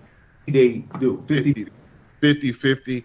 I like some of the thing about it is like personally I like them, but they know that if they screw up, then I'm gonna throw them to the lions. So that's just me. They know that I will, but the thing about it is that some of my guests, and Chill can attest to this. Some of the guests been on my show, if not all of them, I feed them. Like I actually go the extra mile and buy food like chicken from Sam Silks or Angela Mia's or things of that nature, and I feed them, give them water, so they can be more relaxed. So even if they are offended by some of the questions that I say, at least they don't go away hungry. I did that. You fed before you abused them. Just a great overseer. I'm telling you. Hey, one day I came to his show, he had wine. He was popping bottles. We had bubbly. We had chicken. He had wine. He had some Moscato we was popping bottles of Moscato at the. I'm like, man, you getting it in over here on Headlines and Headaches there, Larry. And the thing about it is like, and I don't drink. I've 5 years. I ain't drank had a drop of alcohol in 5 years, but I do it for the guests, especially if it's very important and it's like close to the end of the year and a celebration of that nature. And I make sure that everybody, you know, everybody eats. So yeah, pretty I much. partook of the Yes, you vine, did. of the vineyard. I, Unlike I what you'll do tonight, because the food's gone, oh man. man, I'm going Again, upstairs. They're gonna be like, the food is damn, you gone. was downstairs running your mouth. But and real quick, just and pull as far as pulling up. Oh well, those lyrics that Crazy D pulled up, they weren't brand new lyrics, but they obviously weren't old school lyrics because I'm hitting way too many double entendres and stuff for that. But Johnny Dent hit me with like a old school chill lyric a week or so back. I'm like, man, what were you? Where did you hear that at? He referenced like a song of mine that people don't even listen to. I'm like, Johnny Dent, where'd you pull that lyric from? And I recognized it as a one of my old lyrics, but it was not on a song that people normally would listen to. So I don't know where'd you get that from? Hill, as they say, if I tell you, I have to. Never mind. You Oh know. wow. The chaplain, right? He's the chaplain. All right, but he's still a gangster. You know, you gotta get gangster sometimes. You ain't like sometimes even the chaplains, even the preachers get gangster. I'm just saying. I'm just being honest. The And by the lyric, way, you're getting gangster. Could somebody please, could somebody please go and slap Drew Brees with something for making insensitive comments? Just pow. You know, like, and if he is the quarterback next season for the Saints, you know, there might be some missed tackles on the offensive line just because of what he Oh, said. Just saying. Just do, saying. how How about Sometimes you about got to MD, keep my your man, mind. on the mean what is that? What is they redid it with Burt Reynolds and with The longest yard. the longest yard. Yeah. Yeah, they let the quarterback catch it a little bit. Um, yeah, Larry, I'm gonna let you deal with this Drew Brees thing on your show. You trying to start a whole new topic and we on shutdown mode. I'm gonna shut up. What about Uh, DJ Kubert saying that he's for all lives matter? All lives matter. B. and see, I brought up Cubert yesterday when I was talking to you, when I was talking about DJs who had those crazy turntable skills. I brought up Cubert the other day, and he's out here clowning. Um, anyway, we go. Oh, before I finish out with my partner in foolery, Golden Ray. Uh, Larry Gardner, you brought up the fact that, and let me tell you, Bashir Councilman Ward 7 Huff Councilman Bashir Jones is a G. A councilman is holding a protest in his own ward. All right. Bashir Jones is a G. Uh, he's like the anti-politician. He I'm gonna be interested to see where Bashir Jones' political career goes. That's a brother we need to keep an eye on because he's like the anti-politician. He's Um, consistent. That's for sure. Very. Very so consistent. we need to keep an eye on that brother. This his I'm interested to see where this goes with Bashir. But anyway, Golden Ray, and I still got to let you see those photos that I got of your pops. Man, it's we got at least 5, 6 photos of your pops chilling with us in Cleveland, chilling in Baltimore. I think in Baltimore he had rolled through town. He was doing a play with Millie Jackson, oh, I remember that play. and he Younger parlayed. man, older woman, or Yeah, something. yeah, Younger yeah, man, older woman. and he parlayed with because my mom and my stepdad were living in Baltimore at the time, and he rolled through and hooked them up with tickets and end up getting them seats on the stage. They Oh, became like part of the performance. nice. So that was crazy. My mom, and she was like, yeah, we end up being on the stage. Like that was crazy. But yeah, so I got to get you those photos. All right, but Golden Ray, talk to me, man. We weren't able to coerce Stereo and Sean onto the Zoom this time, but they were getting it in over in the chat, but maybe there's still next time. But talk to me in closing, bro. All right. Well, once again, my name's Golden Ray, son of Ronaldo Ray, the comedian, actor, producer, all kinds of other stuff. And you can find me absolutely nowhere Yeah. because I I don't produce a dang thing. I really enjoy the company and the people that you seem to have circled yourself with. So I'm just hanging out being a leech. That's all. Yeah, well, I think they can find you What's up? in the chat in Chill Talk, and Right then back here. and Right then back here. right, I think you can find him in Chill Talk clowning in the chat, and then in eventually being up in here as a part of the lineup as usual. But With my big brother Kevin Chill. That's right. I appreciate all of you guys. Unfortunately, we were unable to get Miss Moon. Johnny Dent, your girl Miss Moon, sold me up the river again. No, she apologized. She said a lot of stuff happened. But Johnny Dent, I think you the one that sent Miss Moon my way in the first place. I gave you a plant, huh? Sent you a And plant. I know Moon. Hey man, like real talk. yeah. Before Jay, before my other co-host, Moon actually helped me co-hosted the show in the early stages when I first got on, before I first joined the Journalists Association of Greater Cleveland. Like, she was like one of my earlier guests when I first started. So yeah, she got a lot of stuff going on, but when she there, she there. Miss Moon, oh no, that's my girl. But Miss Moon, and I tell the story again. She know I tell it when she's here. Miss Moon rolled up the Chill Talk. I don't know if Johnny Dent sent her up there, or if super producer Felicia Haney told her to roll up. But Miss Moon showed up to the show, and we were at this is before the quarantine. We were actually at the radio station, at Radio One. Miss Moon rolled up to the show and said she was here to be the co-host of the show, and I'm looking like, what? Talking to the host, huh? Yeah. And I'm like, because she was saying that she had just finished what's the name of this? One man. Ohio Media School. Ohio Media School. Ohio Media And, School. right. And so she was like, she was trying to, to get on the show to get some experience. I'm like, okay, well, how about you watch the show? Like, you can sit in the studio and watch what she do, what we do. And she was like, I'm not sitting in the show and watching it. Why would I do that? And I'm like, what? Man, Miss Moon bogarted her way. Next thing I know, she's sitting next to me, and when the show comes on as the co-host of the show. Miss Moon not playing around. Miss Moon gangstered her way on the Chill Talk. But that's our girl. She's watching now. Hold on, let me see. She just sent the information. Let me see what Miss Moon is saying. She said she was so looking forward to being on the show today. So I don't know why you went on, but I'm Miss Moon. I'm telling the people how you gangstered your way on the Chill Talk in the first place, and then came back again on the show as co-host. So, but now Miss Moon rolling, man. Miss Moon got economic shows and meditation shows, and she on about 3 different platforms. Miss Moon doing her thing.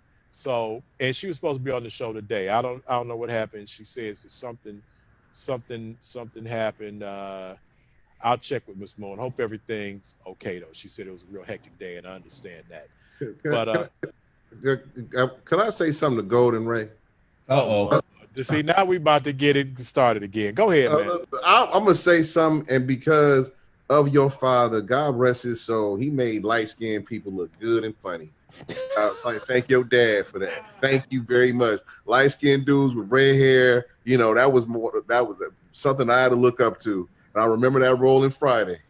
You better leave these people alone. You don't mess with Debo, boy. Right. A lot of people don't know that he was not cast for that role. He actually was there visiting a friend, and his friend, the director, I believe it was the director, said, Ronaldo, man, this cat is not getting it. Can you jump in there and show him what I'm looking for? My father stepped in, did that. They printed it. He didn't even know he was in the movie till I called him and told him. Wow. Okay. Look who we have in the building now. Look who we have coming in. Show's over with. Show is over with, and Miss Moon is jumping in the building. She heard me talking about her. Miss Moon, I cannot believe. Johnny Den, are you behind this? I don't have nothing to do with it, bro. Okay, come on, Miss Moon. There she is. Okay, you got to unmute yourself. Yeah, I have had a crazy week, crazier than it's been out in the world. So I am here. Are you okay? I am. It's just been, whew, it's a lot going on. Was you looting or protesting? That's what I want. Oh no, no, I wasn't there. I wasn't there. Yeah, okay. Oh man, Good answer. Stick to it. Stick to that story. right, Okay, right. Miss Moon, not we do have you, and we are about to shut it down. But real quick, one of the and we're gonna have to get you back. But one of the reasons that I had you that I asked you to come on is in aside from the fact that you had bogarted your way onto the original Chill Talk show, is that you that you have an event and a platform that you formed an organization begging for change. Is that what it's called? Yep. Okay, Begging for. talk to Go us ahead. about it real quick. Um, in a nutshell, it's basically a play on words. Begging for change because it's pretty much what it is. I mean, because we talk about we need to make a change, we need to come together, we need to come together, and it's like, okay, when are we gonna come together? So I know there's a bunch of groups out here that have come together, but um, it's just a real serious thing that needs to happen. Dr. Claude Anderson, I just started following him and listening to him, and he's really just basically confirming what our movement is. So it's just bringing people together, okay, bringing people together. Begging for change will actually be asking for and taking donations. Trying to pull up the information. I wasn't sure if y'all was on here or not. And so going around from state to state, uh, taking a road trip and getting people involved to build a community. So it's just I can't say a lot, but that's really like how big we're taking it. Now, I did hear you say that you are currently you guys are getting ready to take a road trip, and because of things the way they are out here, that you were also looking for security to Mm-hmm. roll with you, and that you were paying security is getting some loot. So did you fill those spots? Are you still looking for security to roll with you? And where is it exactly that you will be going? um, well, we have to move loud but quiet. So actually throughout the United States. So we'll be back and forth, in between time and taking weeks at a time, just going, stopping and going, stopping and going. So it really all over the United States. So have some people jumped out there to volunteer to come along? I know you said that you did have at least one person that was signed on as security. Did you Hmm. get in contact with any other people? No, not yet. We have not. We actually haven't really put it out there yet. Mhm. Um, but we're gonna have to push the button on that one. Okay, So we because I are mean I looking know I for just heard you talking about it. This actually, what was yesterday when I heard you on your was it show yesterday? Monday. Monday. Okay, Mind Day, excuse me. right. And like I told you, it's been so crazy. I'm in the middle of moving, and it is just like it's just a lot. It's a lot. So even Tuesday and Wednesday, I did not do my live or my call because I'm just too consumed with getting everything squared away. And plus, we're leaving Saturday. Mm, Okay, So leaving Saturday as part of the organization. yes, mm. Okay, y'all getting yep, this going right now. So yeah. So hopefully you get to, because sister, I don't want you out there without I backup know. I for sure. know. I don't want you out there without backup. And I'm always, and I'm still gonna tell everybody, and especially you, we still dealing with a virus out here, sis. So Yeah. be as careful as you possibly can. But you out here rolling. So if do the best you can to get some backup in case somebody act up. That's all I'm saying. Right. I like that. So yeah, I just got me a new blinged out mask. So yes, I Say am you taking can be precautions. fashionable while you're Yes. out there being in action. Yes. Okay, if it's So go we ahead. do have a pretty much pretty much right now the website is not built all the way out as far as how we're going to um, have it. So pretty much it's just a capture page, and you can donate there. Beggingforchange.org, and that is not proper English. It is BEGGIN. There is no G at the end, so it is actually begging for change. The number four change.org, and also info at beggingforchange.org if just want to be in the loop and just be in the loop for real. And I want to be a part of it and see how you can be a part of it, because we absolutely need us to come together and make this happen. We actually put out and have looked at some land, and yeah, it's getting ready to be huge. It's getting ready to be a big deal. I just can't say a lot right now. Okay, well, before I let you go, and somebody told me, did you used to rhyme, or you were a DJ, or somehow you got a hip hop background? Like, okay, I really quick. do. I do. Okay, Um, I'm more so. It came from me doing spoken word initially, and I finally decided to go ahead and sing. So I'm more so a vocalist rather than a rapper. But I do have music where I did rap. So yeah, I okay. do have Somebody a music background. somebody told me that Miss Moon had like some vocal, verbal, spoken word skills. And I was like, okay, hold on, let me back up on that one. She never said anything about that. And Golden Ray, I see, and our girl Don said we had great topics this evening, and our man Sean is back peeking in at the end. And Sean, I appreciate I know that you called some of the troops in to peek in on me, and I appreciate you shouting out to help support the brand and drop a couple coins in Cash App. It's always funny at the end of the night. I tell Golden Ray we was on for 5 hours. You know how much money they donated, like $1 or something like that, but or zero.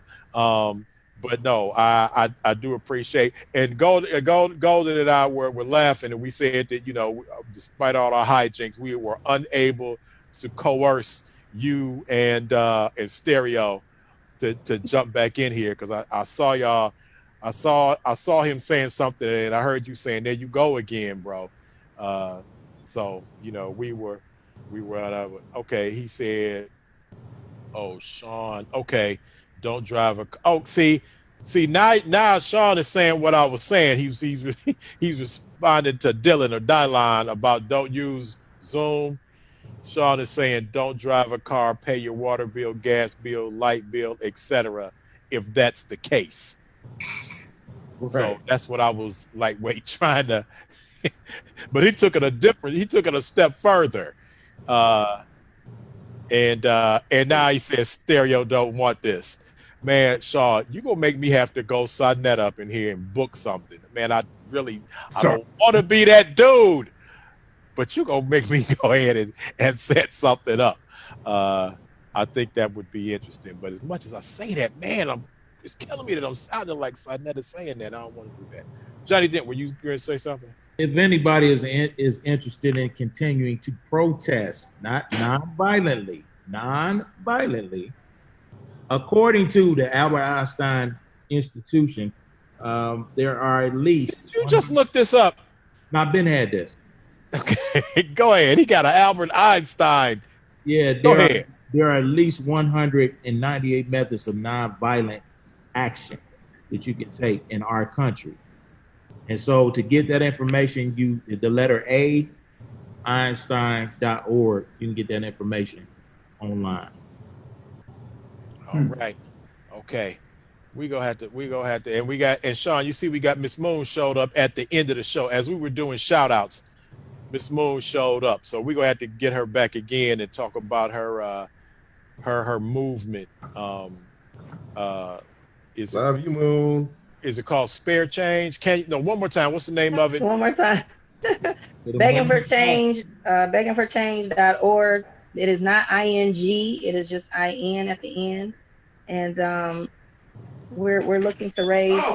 I'm on a. We're looking to raise Uh-oh. who you talking $50 million. to, huh? Uh-oh. Oh, it's my nephew. Johnny said, how you over there instigating, bro? Who is that? Who you Right. think? Who you think it is? Oh, cloudy, man. Miss Moon, tell us about begging for spare change again, one more time. All right, so beggingforchange.org. We are looking to raise $50 million. I wanted to give you. I'm looking for. Okay, I think I got it right here. Okay, yeah, we had to get the flyer updated, and so I'm sorry. Hold on. Let me open up the And so right one. again, begging for change, I'm calling it spare change. Begging for So change is a play on words and it's yes, literal. yes, That they we are. change as far as a paradigm shift, a change. And also they are looking for some donations. So go ahead, keep talking. We are running out of time. Stand with me. Join the movement. Donate. It is through Cash App as well. The number 4 change now. The number 4 change now. All donations will go towards land we're acquiring for carbon beings to live or vacation on, where we can grow our own food, have clean drinking water, fresh air, clean living, raise our frequency, create all industries to supply our own needs, teach our own children the truth, a business incubator to create wealthy carbon beings, and create an atmosphere where we can create generational wealth. Forget government bailouts. We can bail ourselves. We, the people, for the people, we have to save ourselves. Time is running out. And my thing is this: time has run out. So you can't tell us we got any time because we're gonna wait to the last minute, right? Time is gone. So our goal is to raise 50 million, and we just need to take action. So who's ever ready, let's go. All right. Miss Moon is talking about getting land. Oh, she got a full out plan. And so we're gonna have to. I hopefully I'd intended to spend more time talking to you about Yeah. how this was going to operate and how it came up and how you can move forward and how we can help. But we'll get another day. We'll get another day in there. Sean is Shout out to man. Superwoman. I Sean am is Superwoman Coleman. out there on pseudo patrol. He picking out little. Sean is out there picking out little pieces of what people are saying, like with everything, except for Sean is not playing. But we, bruh, we gonna have to get you in stereo up in here. Sean, don't do stereo too bad, man. Don't mess up my record deal. Sean messing around with you and have stereo mad at me and don't do the thing. Okay, you raising your hand. Is that by or is that in lieu of not the hand raising mechanism Yeah, right. that Larry showed everybody how to use? Right. All right, go ahead, stereo. I mean, Scott call you stereo. Go ahead, crazy D. Okay. For you, that's not gonna be on the show on Sunday, but I have a question for you. Bomb Who Squad. for me? Yes, for you. Okay. Bomb Squad. When you heard that the production team for PE was called Bomb Squad, did you have a discussion with Chuck Chuck D from about Public Enemy. about Bomb Squad?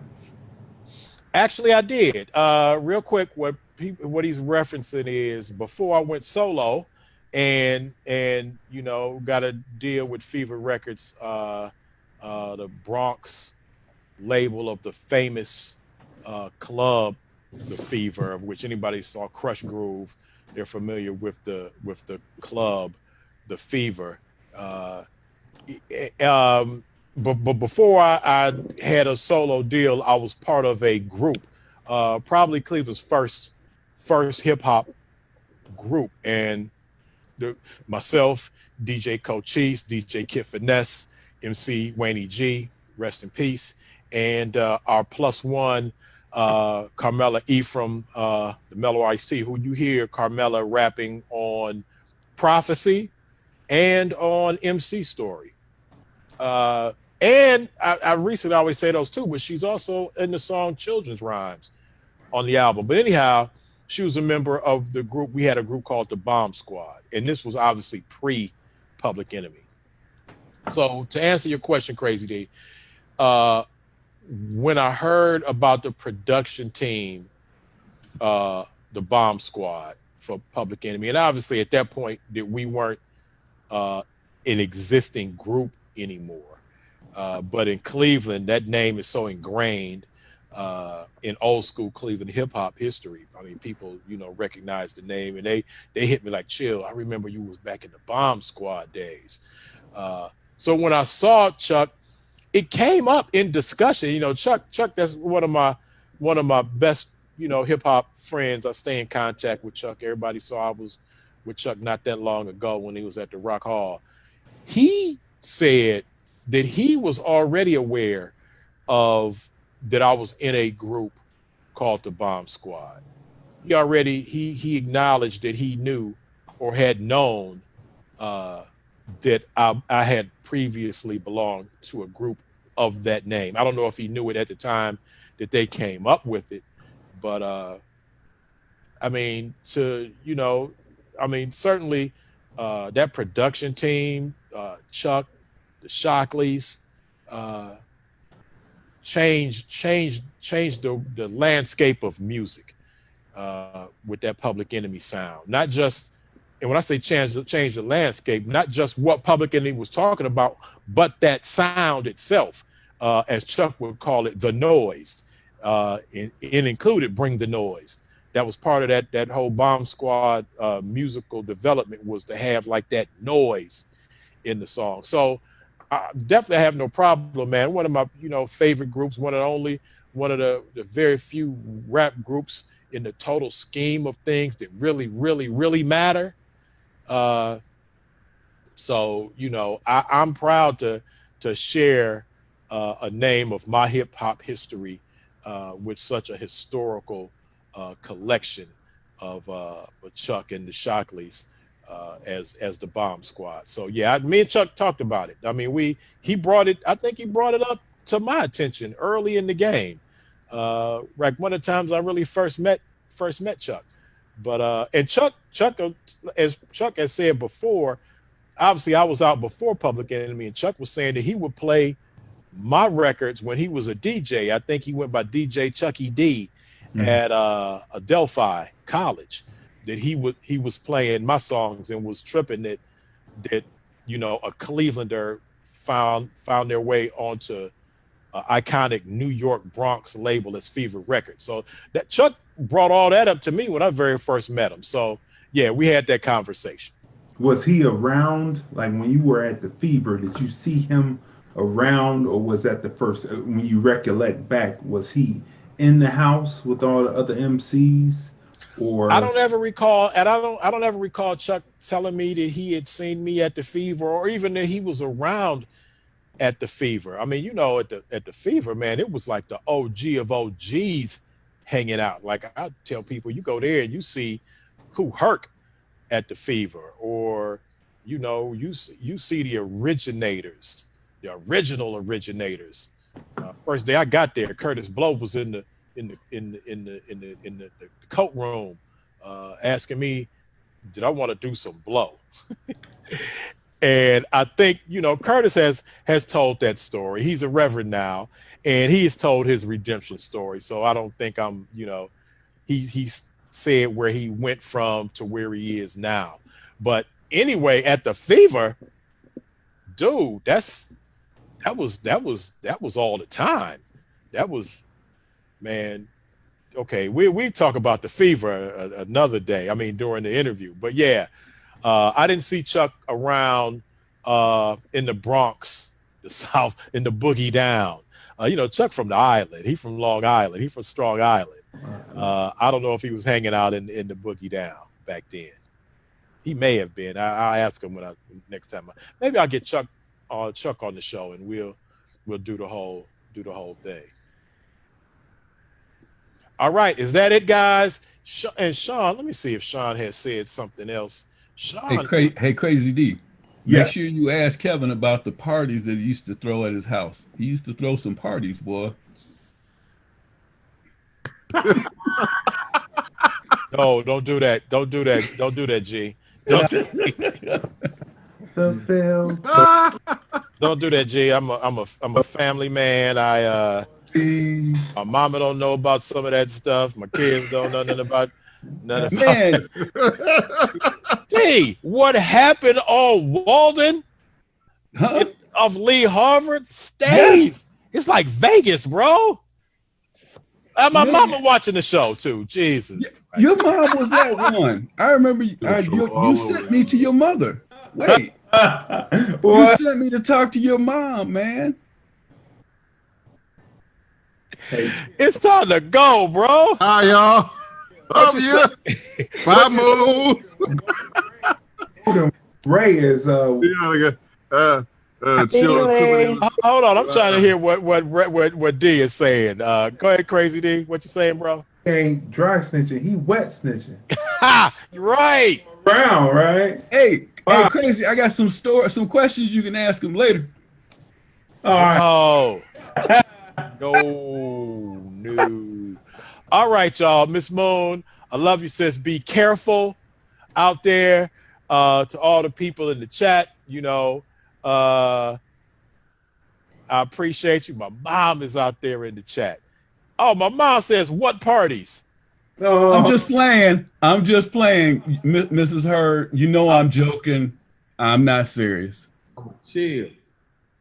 Johnny Dent, what? We trying to go, Johnny Dent. I just said Obama chill. I'm just saying hello. That's it. All right, we up out of here, guys. Friday, I'm talking to we bringing it back to where it all started. I'm talking to Dana Dane.